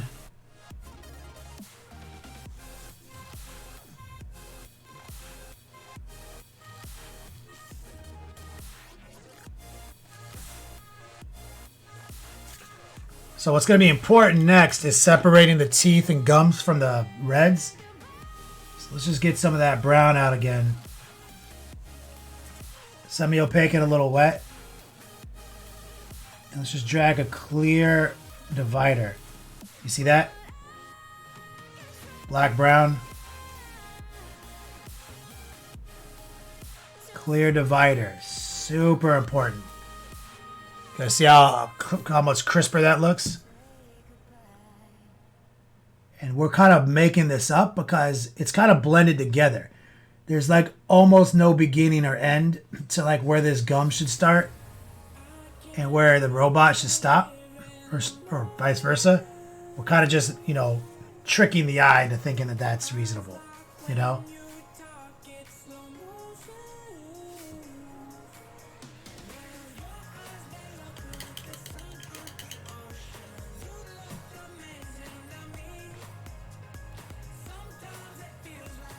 probably just take some pure white.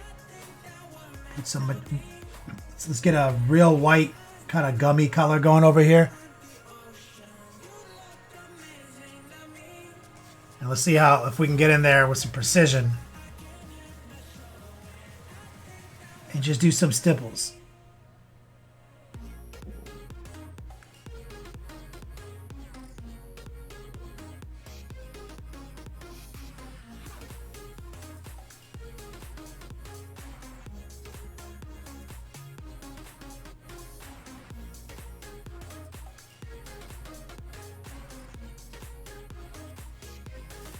We'll just try to like get those raised bumps inside of his gums.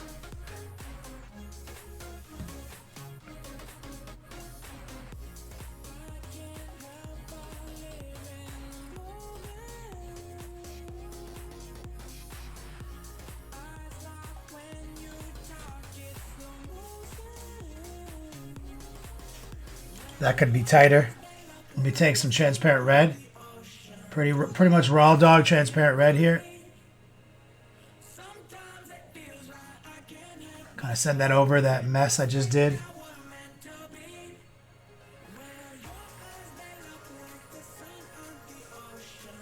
Yeah.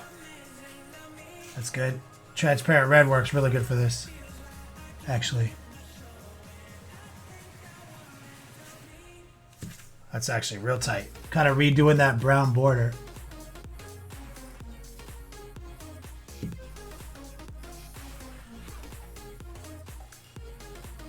With this transparent red mix.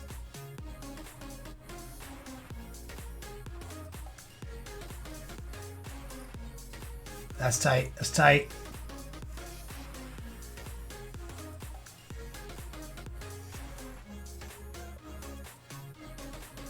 It's almost like it's slowly blending up into this stuff up here.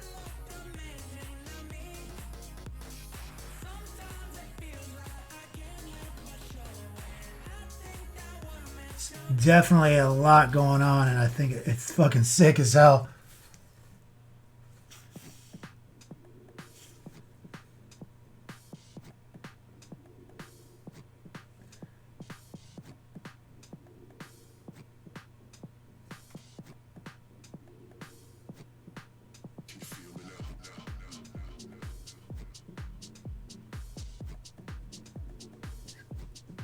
Kind of just following the curvature.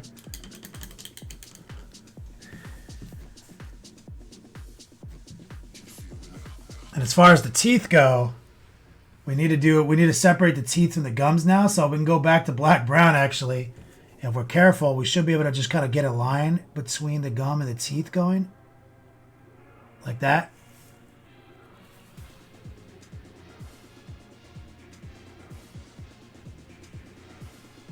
Semi-opaque, a little wet, just a little pin wash strategy.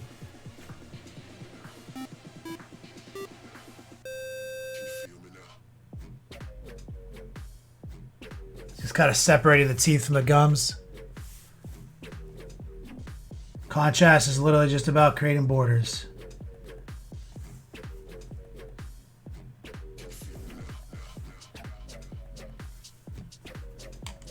That's pretty good though. We can do a whip session here in just a second. Feel pretty happy with that. Slack SDK, what's up, man? Let me take a little white and just put a dot in his eye.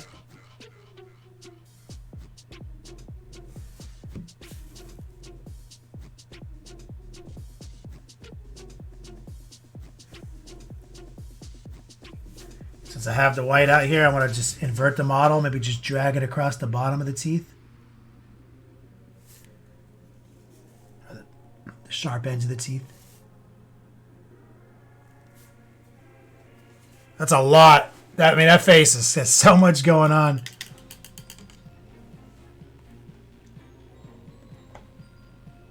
There's like, and these panels aren't even flat. There's like things I need to pin wash in here. Like I need to pin wash this little hole. There's a bunch of nuts I need to wash. Always wash your nuts.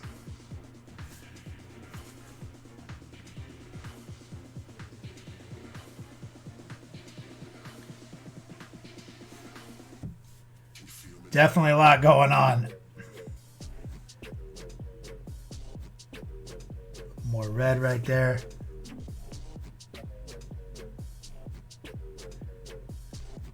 Let's stipple some red in right here. I feel like I'm losing the red vibe in some places. I never let my bold power red get bright enough in some regions. So just kind of stippling it in to re-redify it.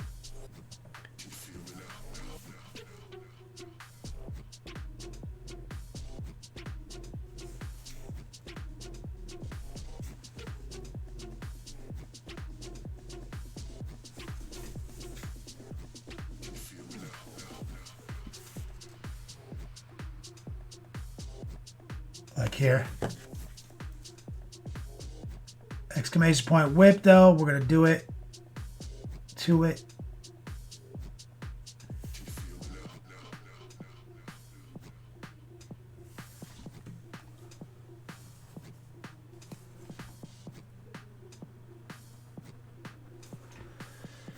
Rinse, rinse, rinse, rinse. Set this down. Oh my God. Not a bad start, though, to the show. So, I feel like getting that face defined is such a huge part of this model.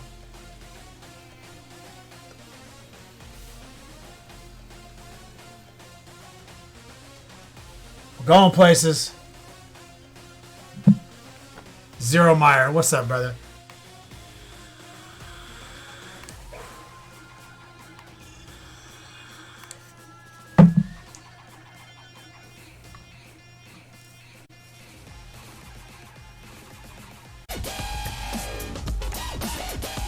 Chaos Kev. The man, the myth, the legend. Loving the project, he says. 1 billion seconds of painting. Creature cast details. That's right. Thank you so much, homie. Get that strong mad love for Chaos Kev. Now I'm going to come back to the face. I'm not happy, Chaos Kev. The face could be better. My details could be stronger. So I'm going to make sure. I'm going to take some burnt red Chaos Kev.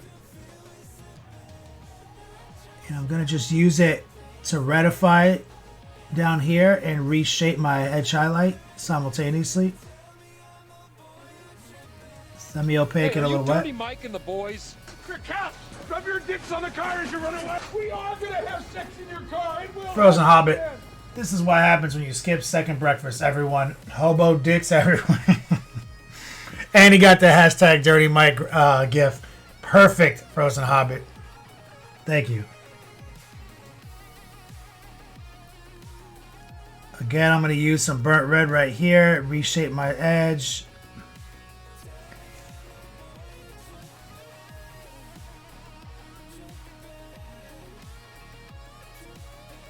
A bit right there. Now I'm going to sneak in and grab some bold power red.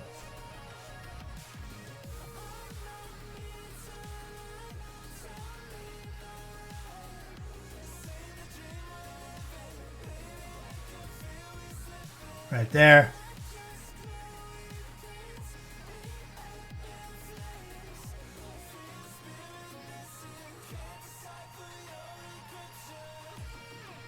Just want to make sure we've got a little bit more saturated red in the midfield of some of these details. So we're just using low opacity or semi-opaque.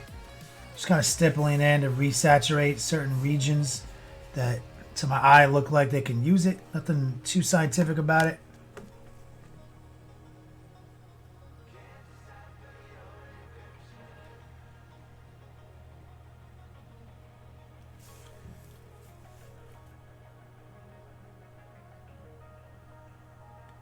Just kind of letting my eyes guide me.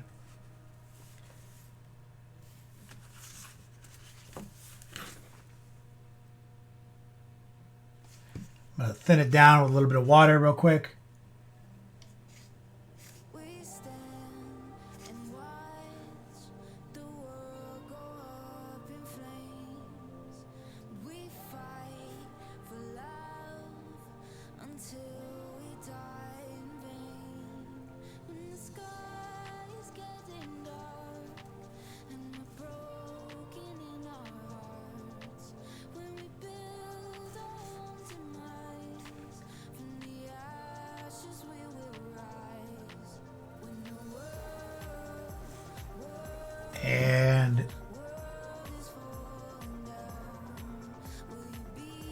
Feel like there we go. That's a little bit more saturated. Just need a little bit more red feeling, you know? Crafton, thank you, brother. Crafton, I think I saw you on Patreon today.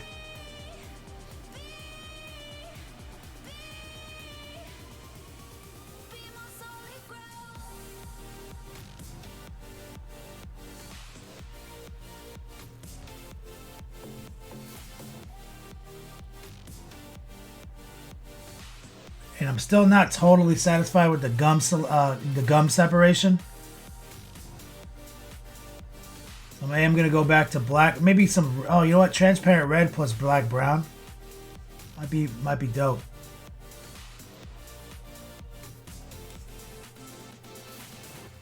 Because I want a little bit more separation here. So let's see what happens here. Some stipples right here.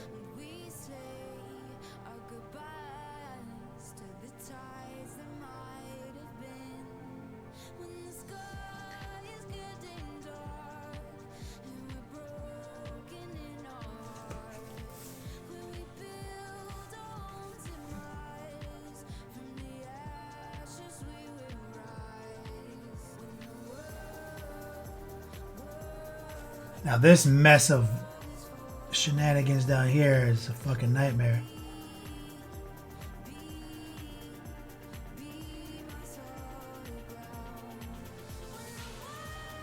A bunch going on right there.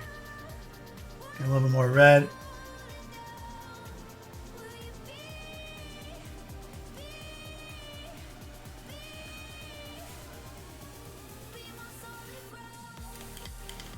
Talus, is that spine running down the top of his neck? Is that a spine running down the top of his neck? Yeah, totally. Crafton, thank you, man.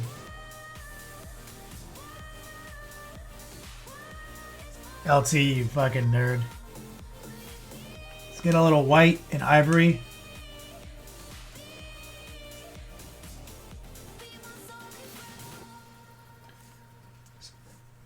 Really just making sure these teeth look clean.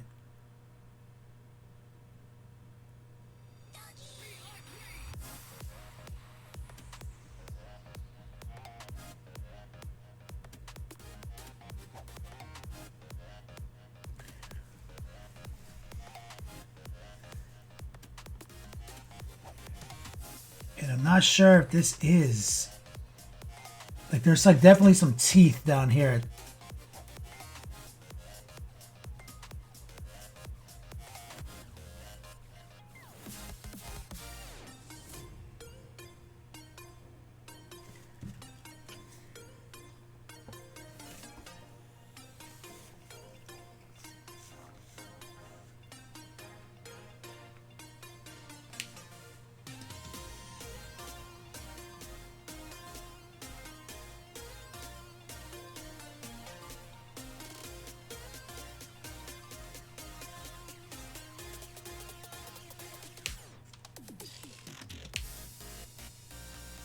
All right. All right.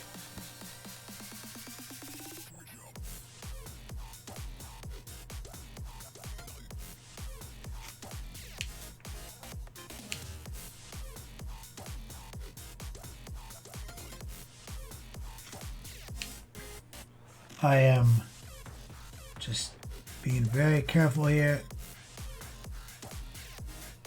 Making sure all things that are considered teeth have a little attention paid to them. Now, this horn that's jetting out here, I'm going to get some more ivory, some yellow in the mix.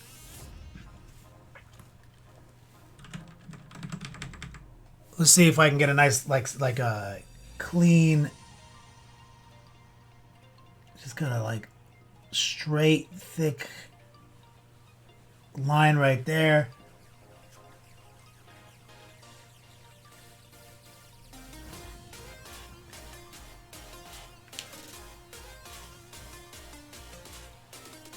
This is like a bevel.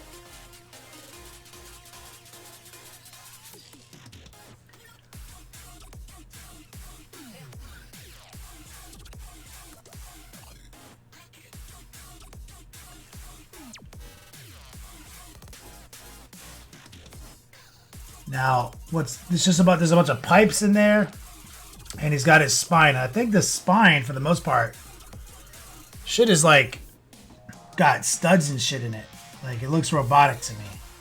I might leave it as such.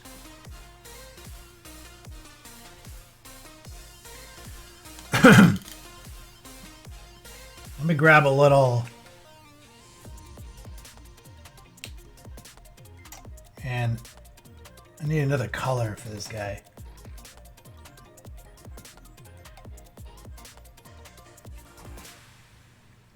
Another metal. We're going to have to use like golds and stuff at some point.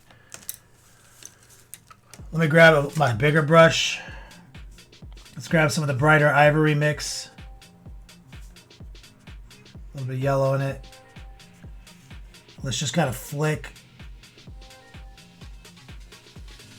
some highlight in to this.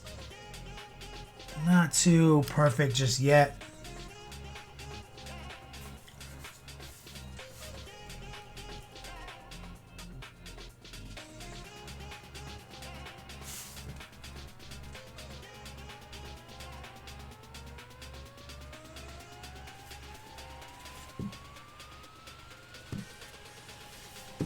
These are important.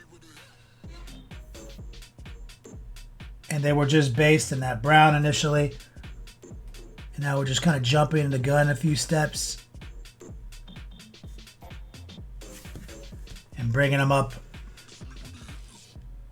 to a more perceivably, bright bone color.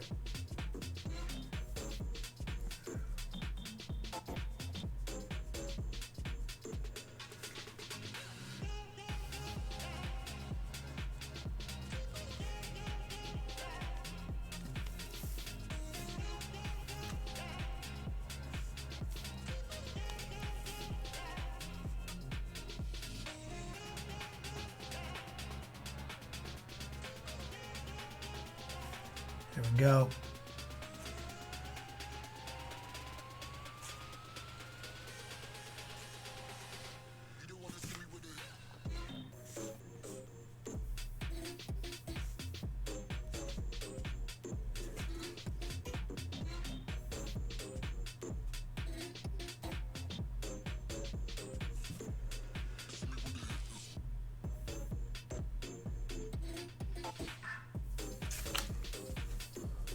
Tight, tight, tight, tight, tight.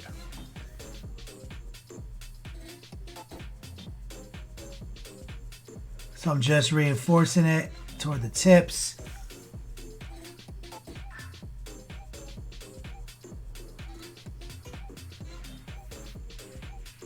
And it's really easy to get bogged down on so many details like this.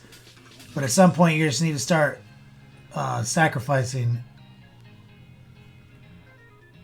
Because eventually what will happen is if you just max every detail out, you won't even see them. Like, I'm tempted to go through on each one of these horns and just make them so gangster.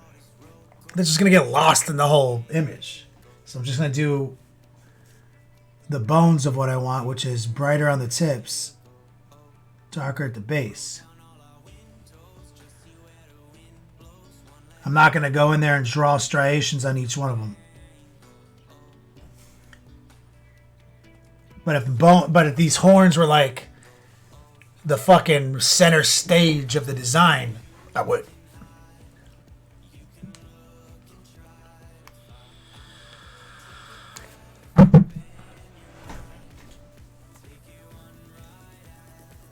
Now, there's like, I'm going to be using golds and bronzes for sure at some point.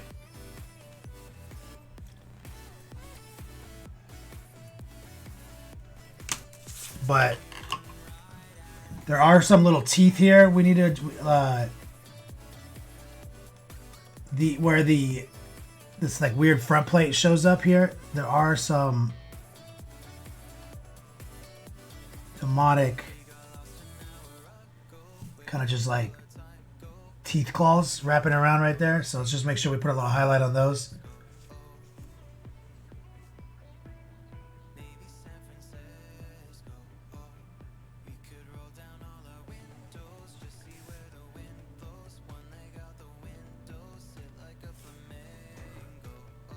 Just so we don't, like, because I can pretend they're not there, but I won't.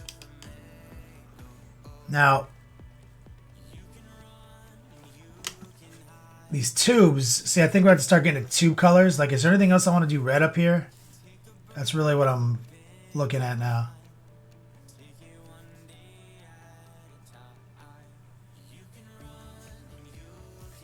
Look, I think I'm fine with this. And I actually might even just use an army prayer to wash on these horns up here. I'm starting to feel that. But you know, there are some nuts. So I'm going to take some black, brown, some yellow. Water it down. And there are indeed nuts and bolts. I'm going to stipple around these nuts. Always wash your nuts.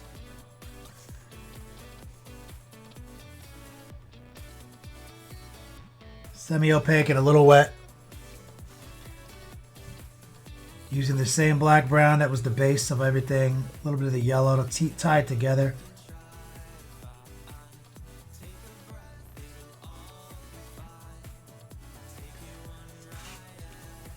Don't want to ignore those.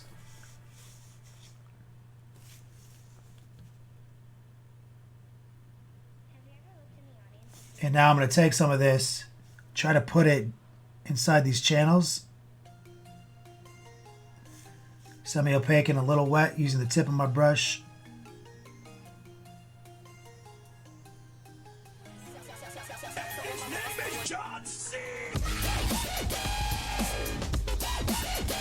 Deadpool spinoff, thank you for the support, brother.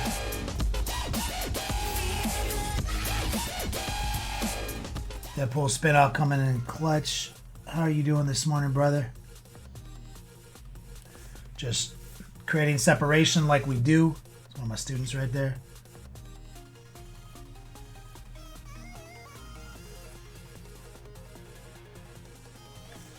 Or I'm an instructor of his.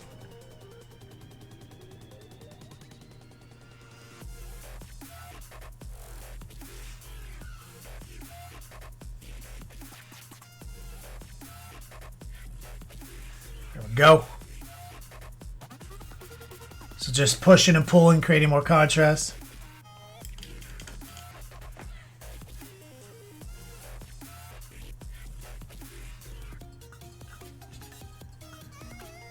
Torsion, thank you. Deadpool spinoff, you're at work? Like at work, do you work from home? Let's get a little bit more highlight right here. Just increase the vibrancy of this seam.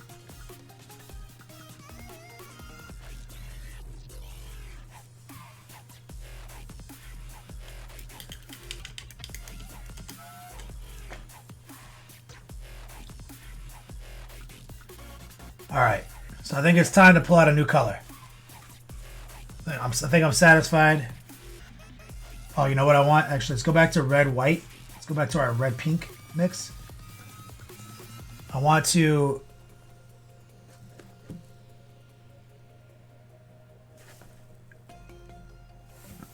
Do I? Yeah, there's like a little line right there I want to hit. See that?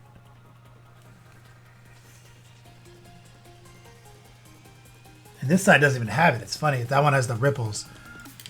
But the way that armor plate hits right there. Throw some yellow in right there. Grab a little bit of transparent or full power red.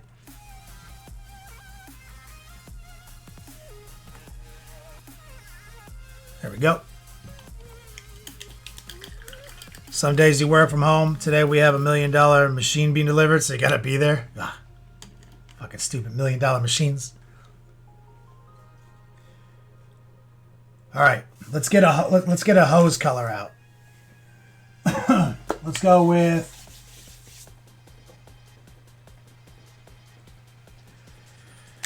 dark blue.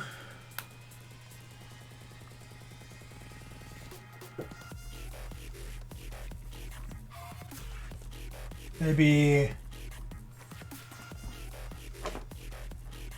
coal black.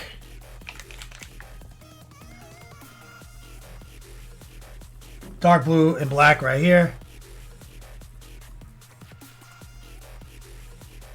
A little white. More black.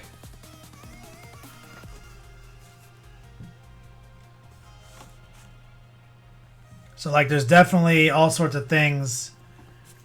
I might be using a much too big brush right now. But I think it would be tight. You know, it'd be kind of tight to do this. Like these things are bothering me. I'm fucking just doing it. Fuck it. Here we go. I said hoses and then I got caught bogged down on this. Something about this shoulder right here. Just want to paint it something totally different.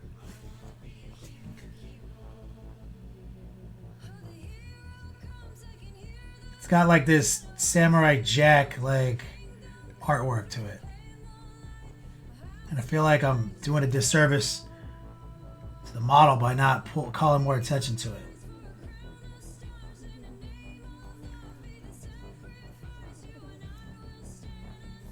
So I'm going to base it with this dark blue. Black blue edges made.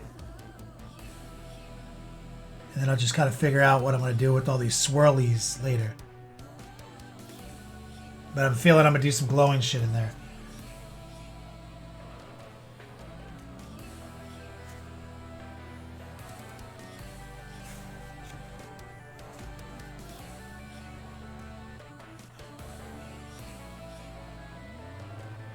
Just going on kind of hot and heavy right now, just using the tip.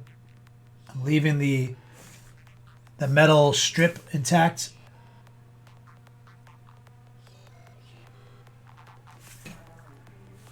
It's such a weird design.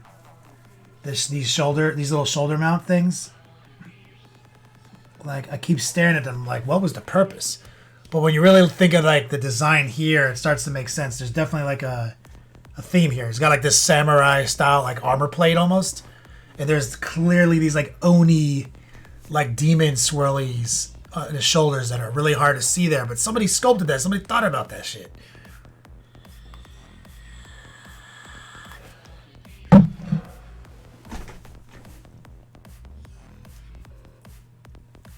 So I'm going to let that dry for a minute. Come back to it. Now, there are some hose.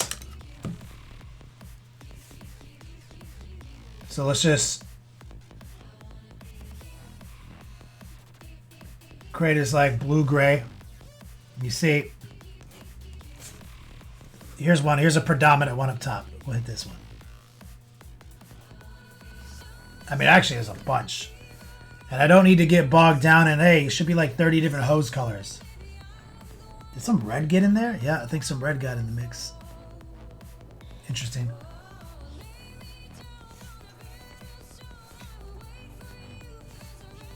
Shit happens.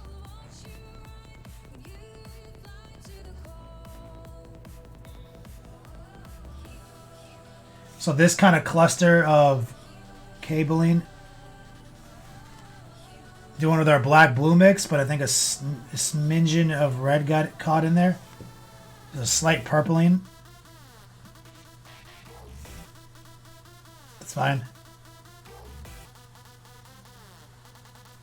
Using high opacity, low moisture, or semi-opaque. I mean, just enough moisture to drag it around.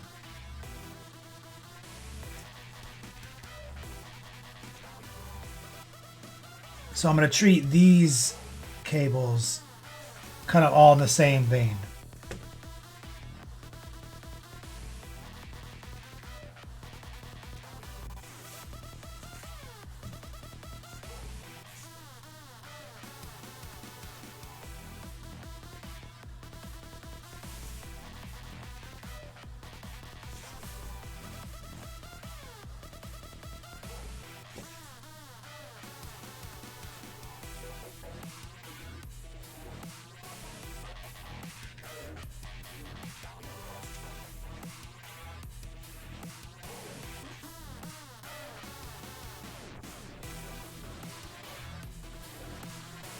That'll be his hair. And these are his whiskers. Look, see, he's like those. He's like a dragon thing. Oh, it's so crazy now that I'm seeing it.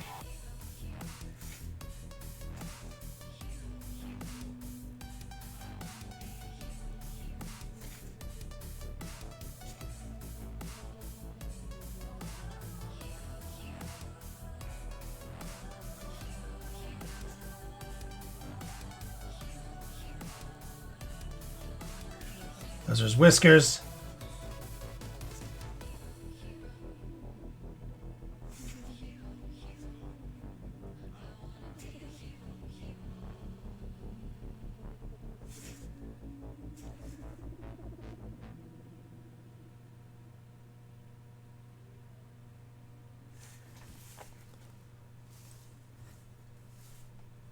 All right, let's come back up to the top. So I kind of like this purpling that occurred.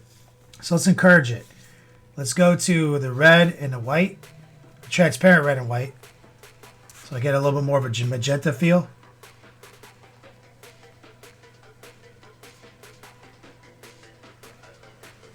And just kind of combining the two for a highlight.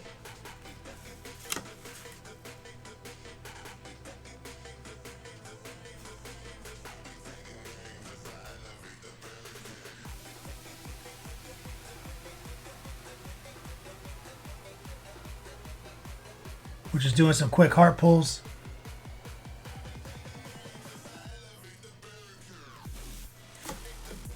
Laying down this blue black to magenta-ish purple.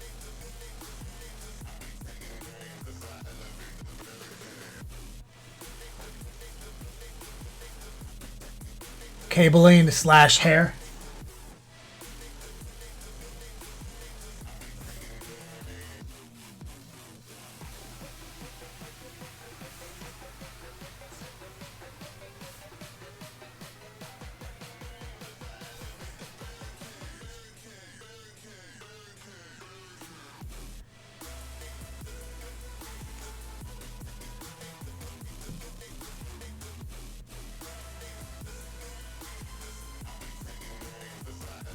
Rinse my brush. 11 minutes left. Let's see if we can get this hair looking good.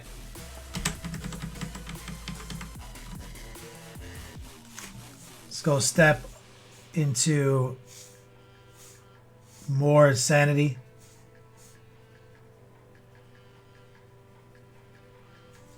A little more transparent red.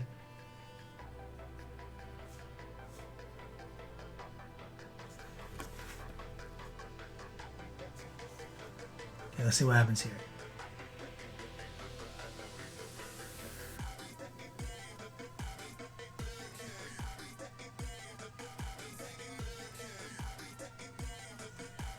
Wow, son. Some heart pulling. Try some little augmenting.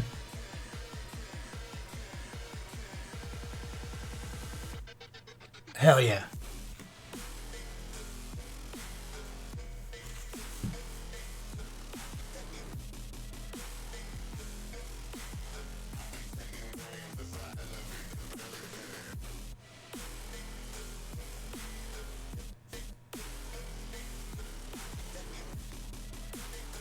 I didn't think I was going this direction.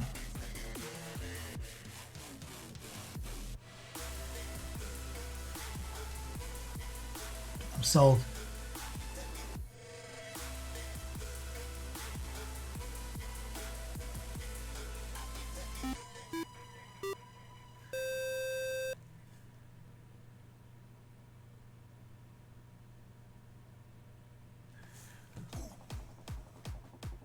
That's fucking sick. Xeno Snowfox, thank you for the follow.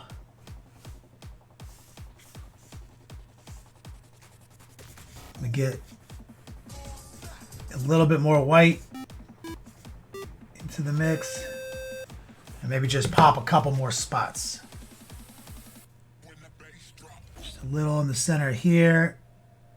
Here. Here, just augmenting like the center masses of some of these lines we drew.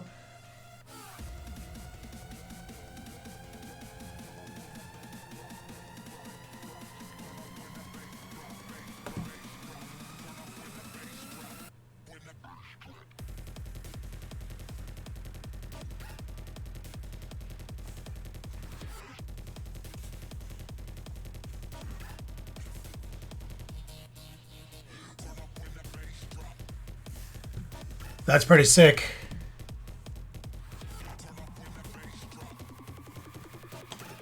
Obvious theme here. Azer, thank you for the follow.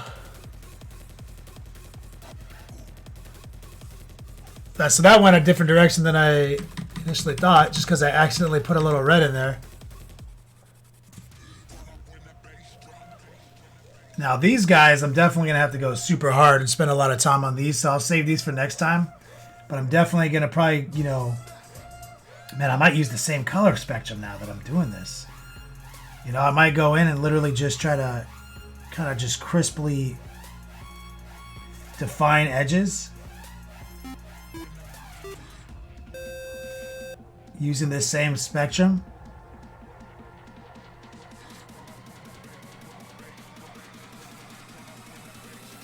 Just gotta do a quick ghetto placeholder.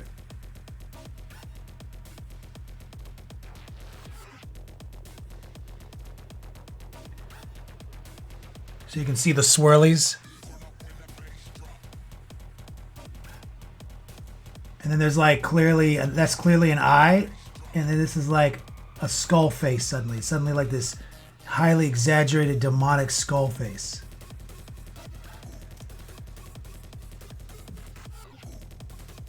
Like it's super wily. So like I think that those will look sick like that too. Poison Papa, thank you for the follow.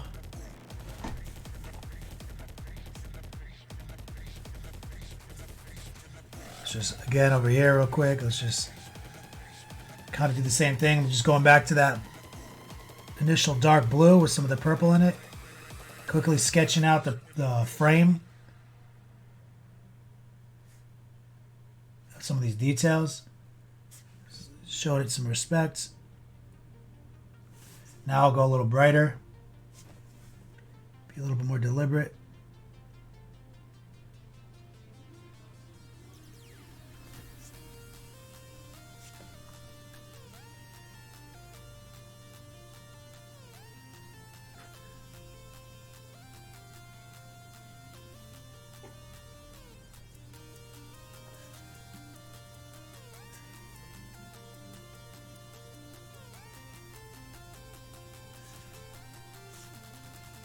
Got about 5.5 minutes left.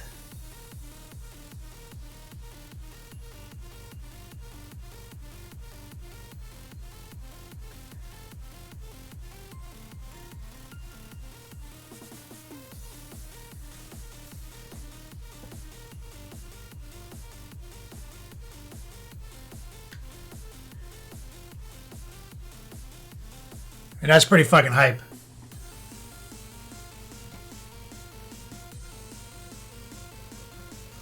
I'm glad I took a side quest on that.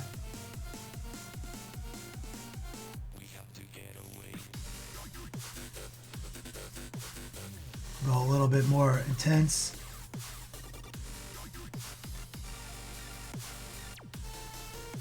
A little bit more white in the mix.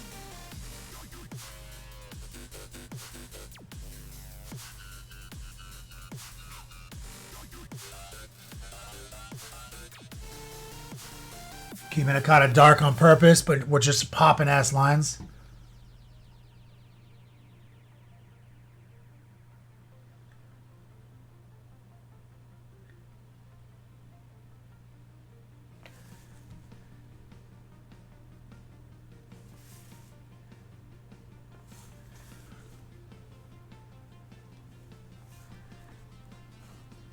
Our fucking sick dragon fur.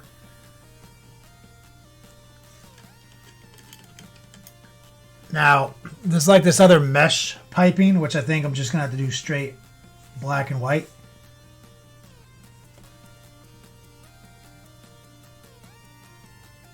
Like straight grayscale.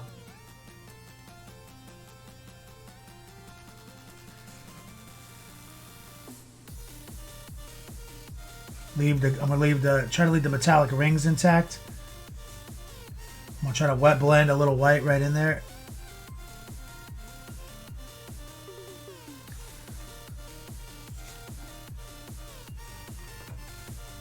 So like, I'm just trying to isolate the different types of pipe cabling and stuff like that that are present.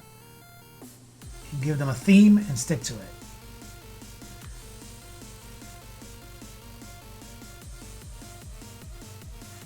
You know, not be lazy.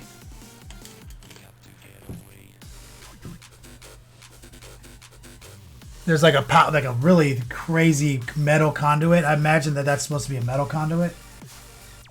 Let me go back to our purple blue because this one is like the same type.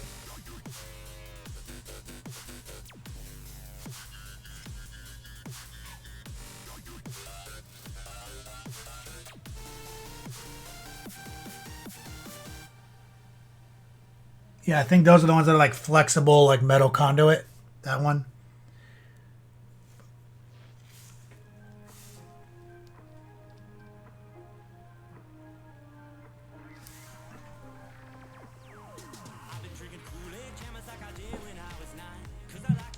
Linden, that's right. Could be metal. Could be metal. Could be flesh. Chaos is crazy that way.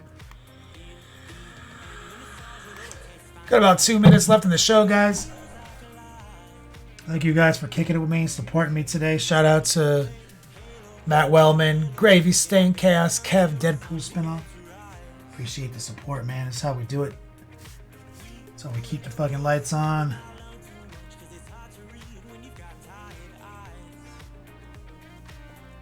Man, we made some progress.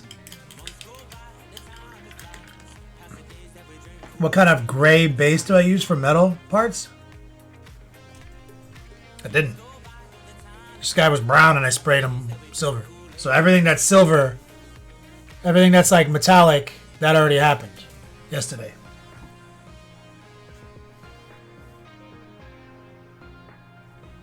See, and I think I'm going to make things glow too. Like I might make these eye sockets glow. Do I have enough time to try it? So just putting some opaque white right here.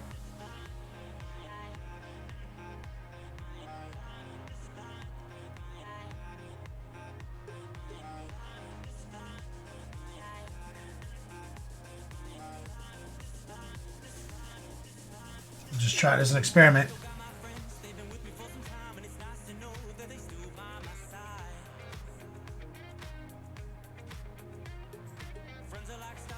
Again, thank you guys for your financial support. I will try to make these little swirlies glow before we get out of here today, so we might go to some self-appointed overtime. Or Love Minis, we'll reset our clock. Let me get some love for Love Minis.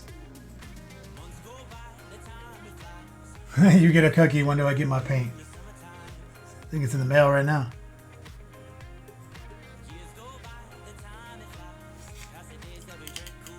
Love Minis, the legend. Thank you so much. You gotta get swifty in here. It's time to get swifty. Uh-oh. You gotta get swifty. Oh, yeah. Take off your pants and your panties. Shit on the floor. Shit on the floor. So we're going to make these eye sockets glow. I'm thinking we're just going to use the fucking transparent red. I think that makes sense.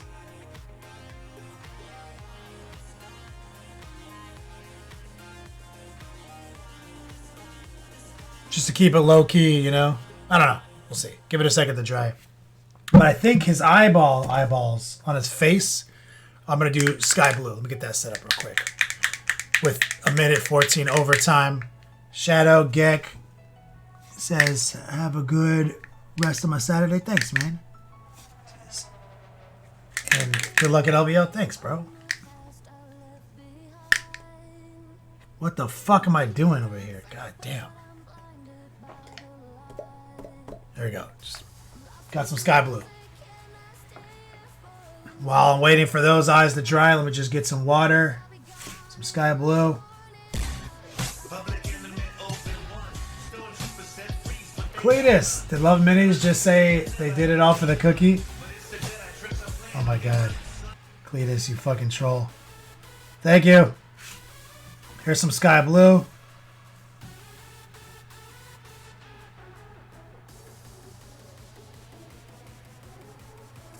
Jam it in there.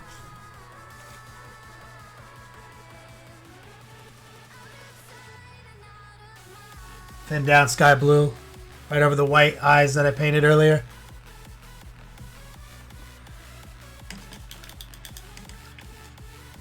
Now, for these, I'm thinking like literally just transparent red, thin down.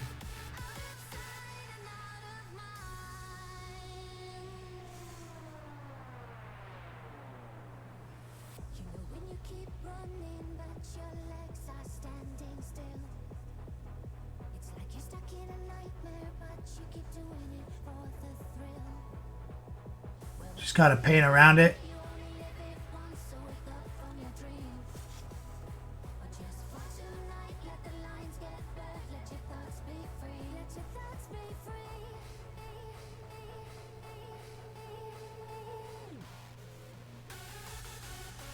Like so. And his name is John C. Oh shit.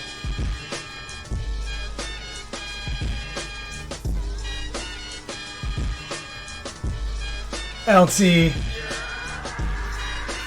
says, Hill Dog, how much longer do you want to paint? Just asking. Also, Offspring is solid.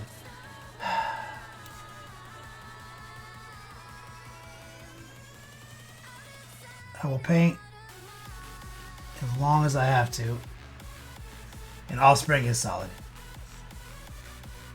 So I'm just going to re-stippling the white center. And see, now we've got this nice burning magenta.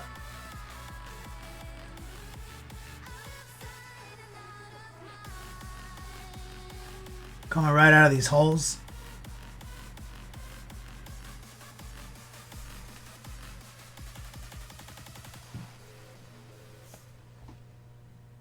Like, it's pretty hype.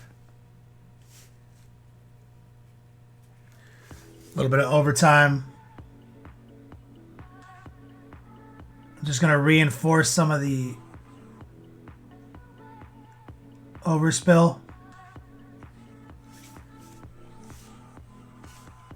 Where the light's just kind of catching some of the creases around the ocular cavity.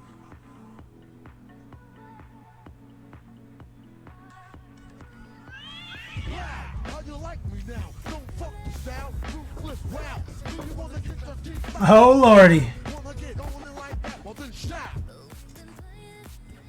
Keeping the overtime clock alive. Juco Warrior did it all for the cookie. Oh my god.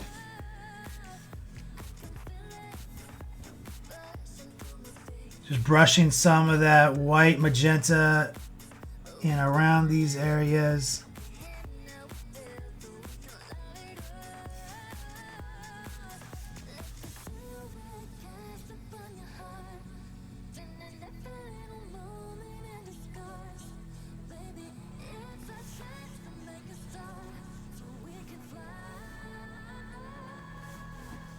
Yeah, that's what's up. That's what's up. Bilbo Swaggins, good night, brother. All right, let's get more transparent red. Thin it down more. More transparent than before. And let's just subtly send the transparent red a little further away from the core.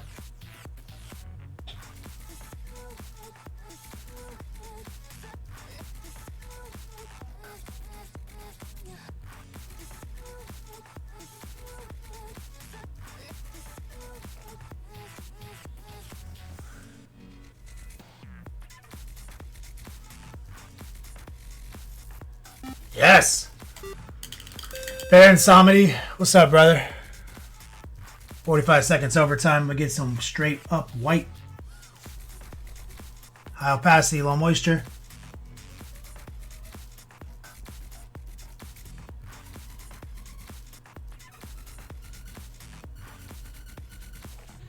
Ping!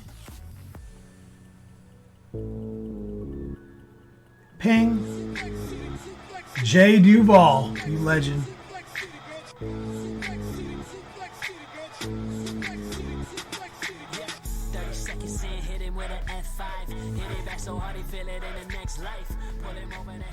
J Duvall, you gangster, appreciate it. Also LT. Hey, are you Dirty Mike and the boys? Your cat, rub your dicks on the car as you run away. We are gonna have sex in your car. It will happen again. LT, you say you're gonna paint as long as you have to. Deal. Also, Junko Warrior stickers and Trapper Keeper covers. Oh, Trapper Keepers. LT, I'll give you that one. LT and J Duvall, thank you guys for the tip. Mr. Entites, Sig model, thank you. Thank you. So, our little fucking shoulder pads are looking sick, and this has all been an experiment to see if I like this, you know? I didn't know if I would.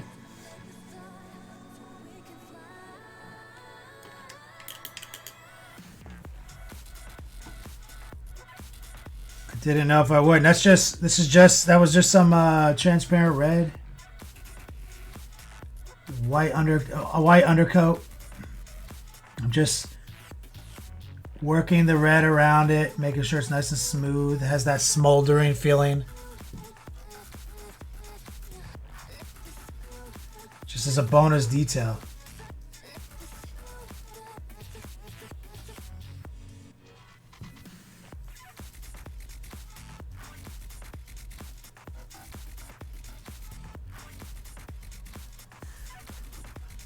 Yep. So glad I decided not to just leave those silver.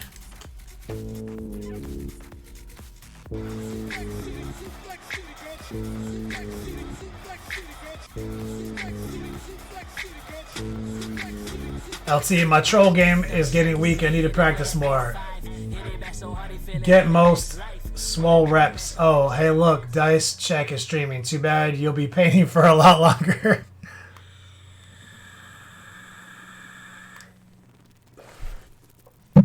Nice, LT. Nice. Let's put a little drop of white back in here. Dead center of these eyeballs that we did with sky blue.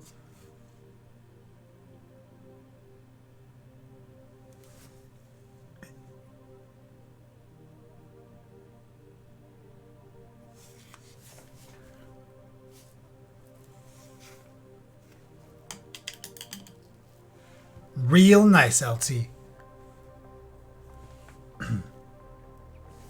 Now, on these, I'm just going to kind of bully in some black raw dog right between these links in this conduit.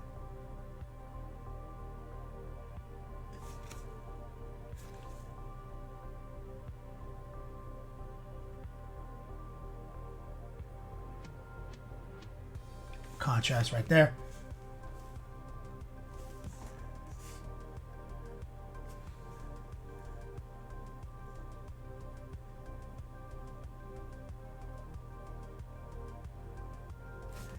Something going on down here. I don't know what it is, but I'm painting it all black.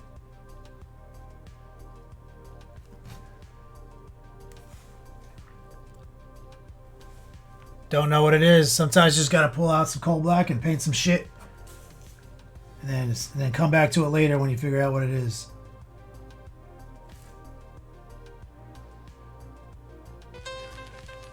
Oh, so, oh yeah, LT. Baby, I like it, boy. Yeah. Yeah, baby, I like it. The wife's not home yet, and the whiskey hasn't run out. I can do this all day, or at least until she catches me.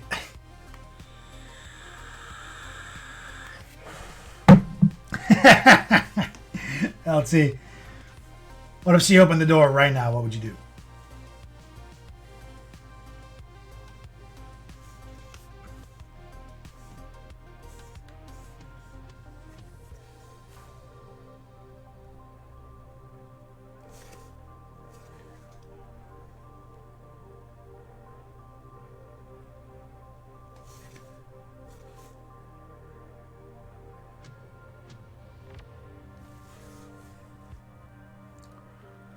Curious.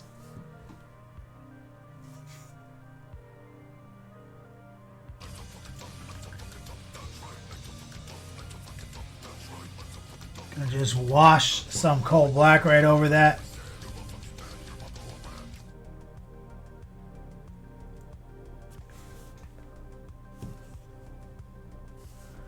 Trajan, what the literal fuck? Trajan comes in literally out of nowhere. Trajan, not Torjan, not the Trojan. Trajan, different person. He says, it's been a while. Throwing down for my inspiration from Hollywood. Trajan, thank you, man. That is unexpected, and I haven't seen you in chat in ages. How's it been, brother? Come get some hype. Strong man love all day, every day.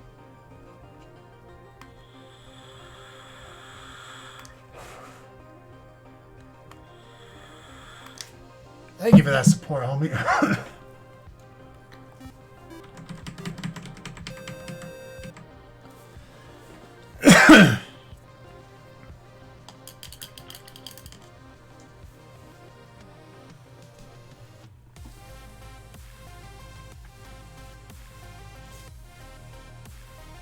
Fucking been ages.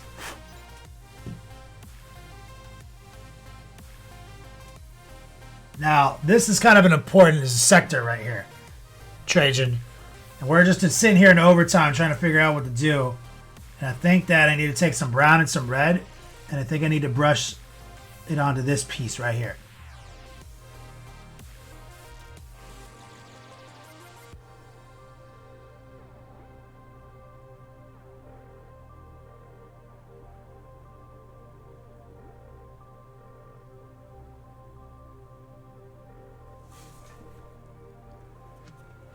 That little connection.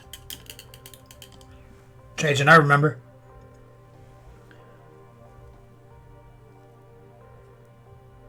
Now, these might be hoses. God damn it, these hoses are everywhere.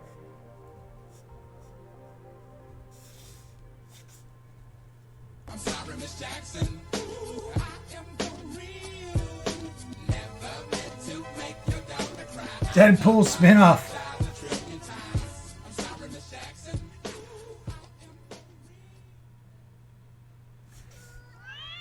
Oh, and that was LT, sorry. Now it's Deadpool spinoff. Thank you.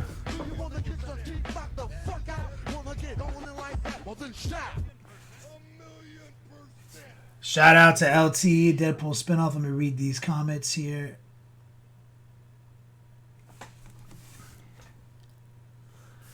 Let me see what's going on here. Trajan, you just redeemed? You gangster. LT, if she'd open the door, I'd have plenty of warning. Cameras, dog. I'm safe in my bunker. Get the fuck out of here. You don't have no cameras, dog.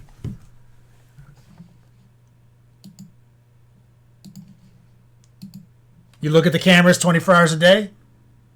You get an alert?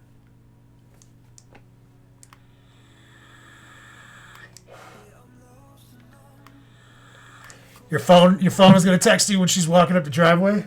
That's creepy.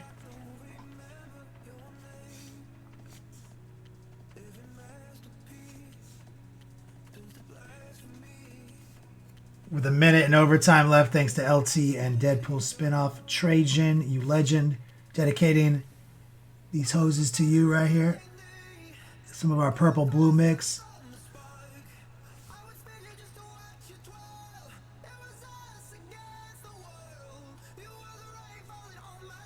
They're connected. Some cabling. I'm going to take a little white, little transparent red. Put a little highlight peak right here.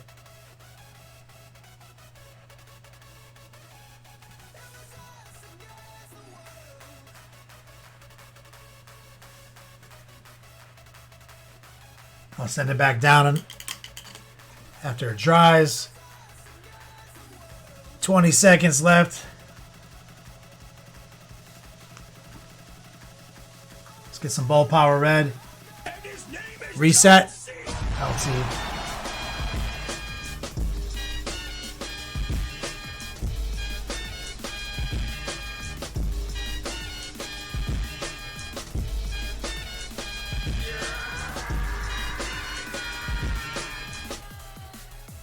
Hoses the new triangles, LT. No, but you didn't answer my question. What would you do if you just walked in right now while you were drinking whiskey, fucking probably in your socks, with no pants on? trolling. Trolling. Would she even give a shit? Or would she be like, yeah, standard. It's the man I married. So I just blended some white in there real quick, guys. Just to get that quick transition game. Let's just quickly cut in some stronger lines down here. Okay. Rinse, rinse, rinse. Minute 20, LT, thank you. All joking aside.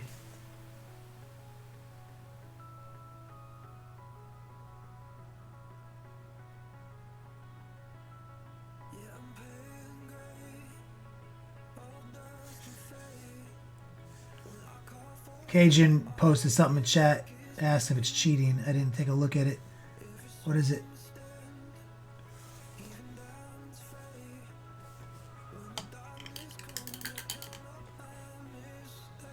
Let's take a little transparent yellow.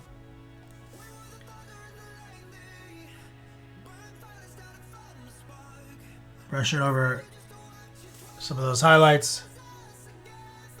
So that's a fun accent, right? Like that little connection piece right there being red as well.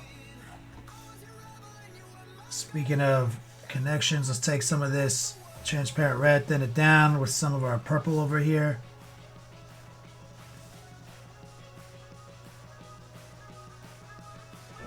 Glaze over this pipe or whatever the fuck it is.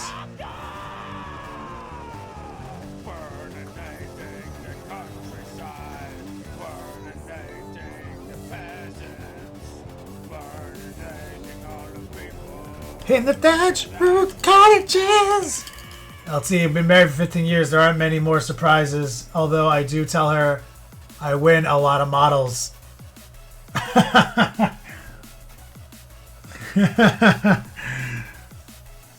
That Rob sends you in exchange for money. Yeah, I won this for money.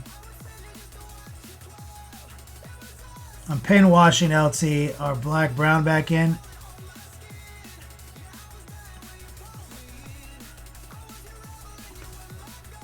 This is for Trajan.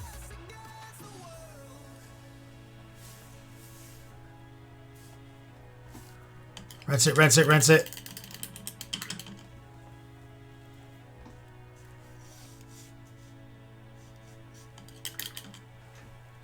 Let's get a little bit more Roll Pyro.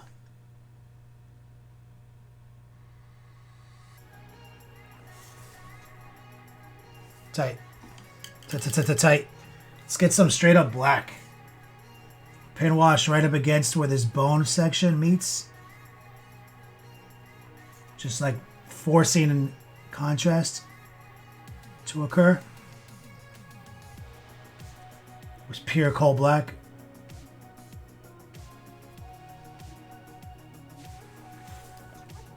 See that? Getting some dimension here. Getting some fucking dimension.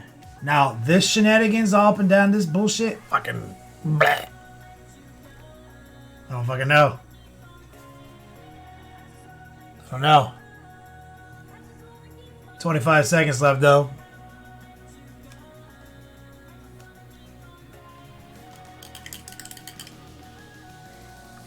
We gotta raid Jack of Clubs Painting, though. I think he said he started his new stream schedule today, LT.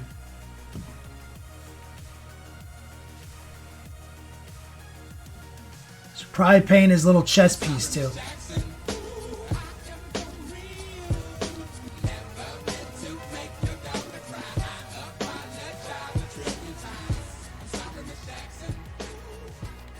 LT says, my wife has a case full of frog figures and stuff like that.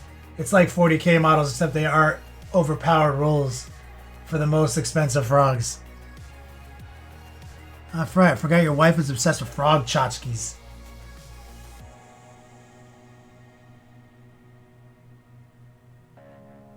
Little red chest piece. See, we gotta do that.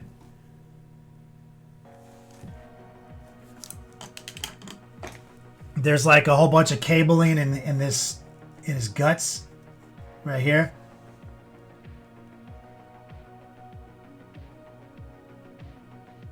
Just doing like the dark blue mix again.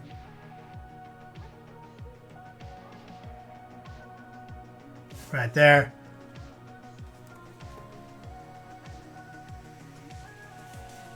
Shout out to LT. R Dubs in chat. What's up, brother?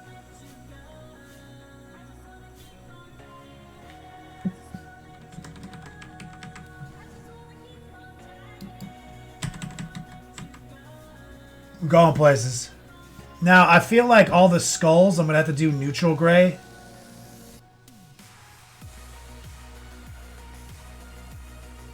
Neutral gray to white.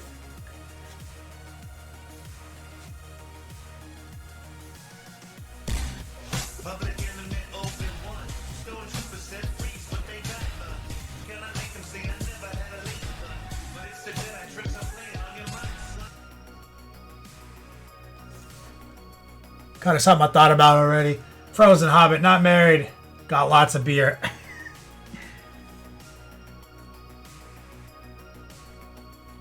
Frozen Hobbit, you gangster.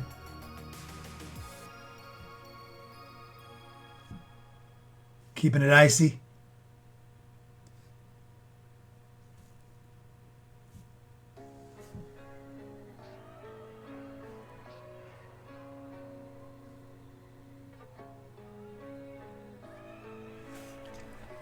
Skulls. He's got a skull belt. I don't know.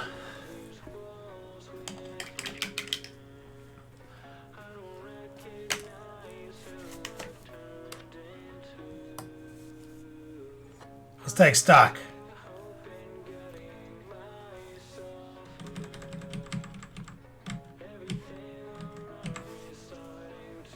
Fucking get good, bitches. Swinging his axe around.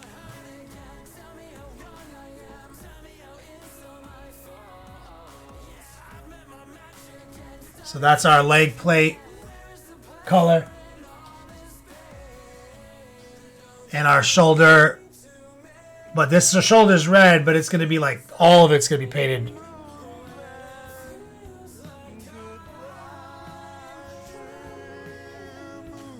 So much.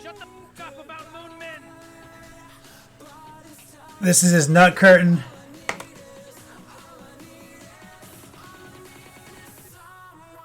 Skull City.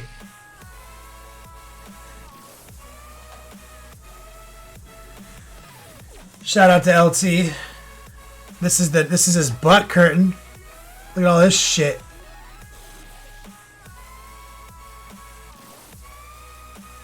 I don't even know what that glues to. What the fuck am I even looking at back here, Creature Caster? I mean, that's the most over-the-top thing I've ever seen. Do we even need to glue this on? I'm going to call Creature Caster and see if we need to even have this in the kit anymore. I'm going to say, hey, executive decision, guys. Pull the ass curtain from the kit.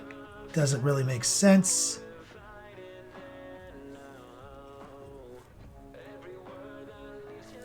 It's so much.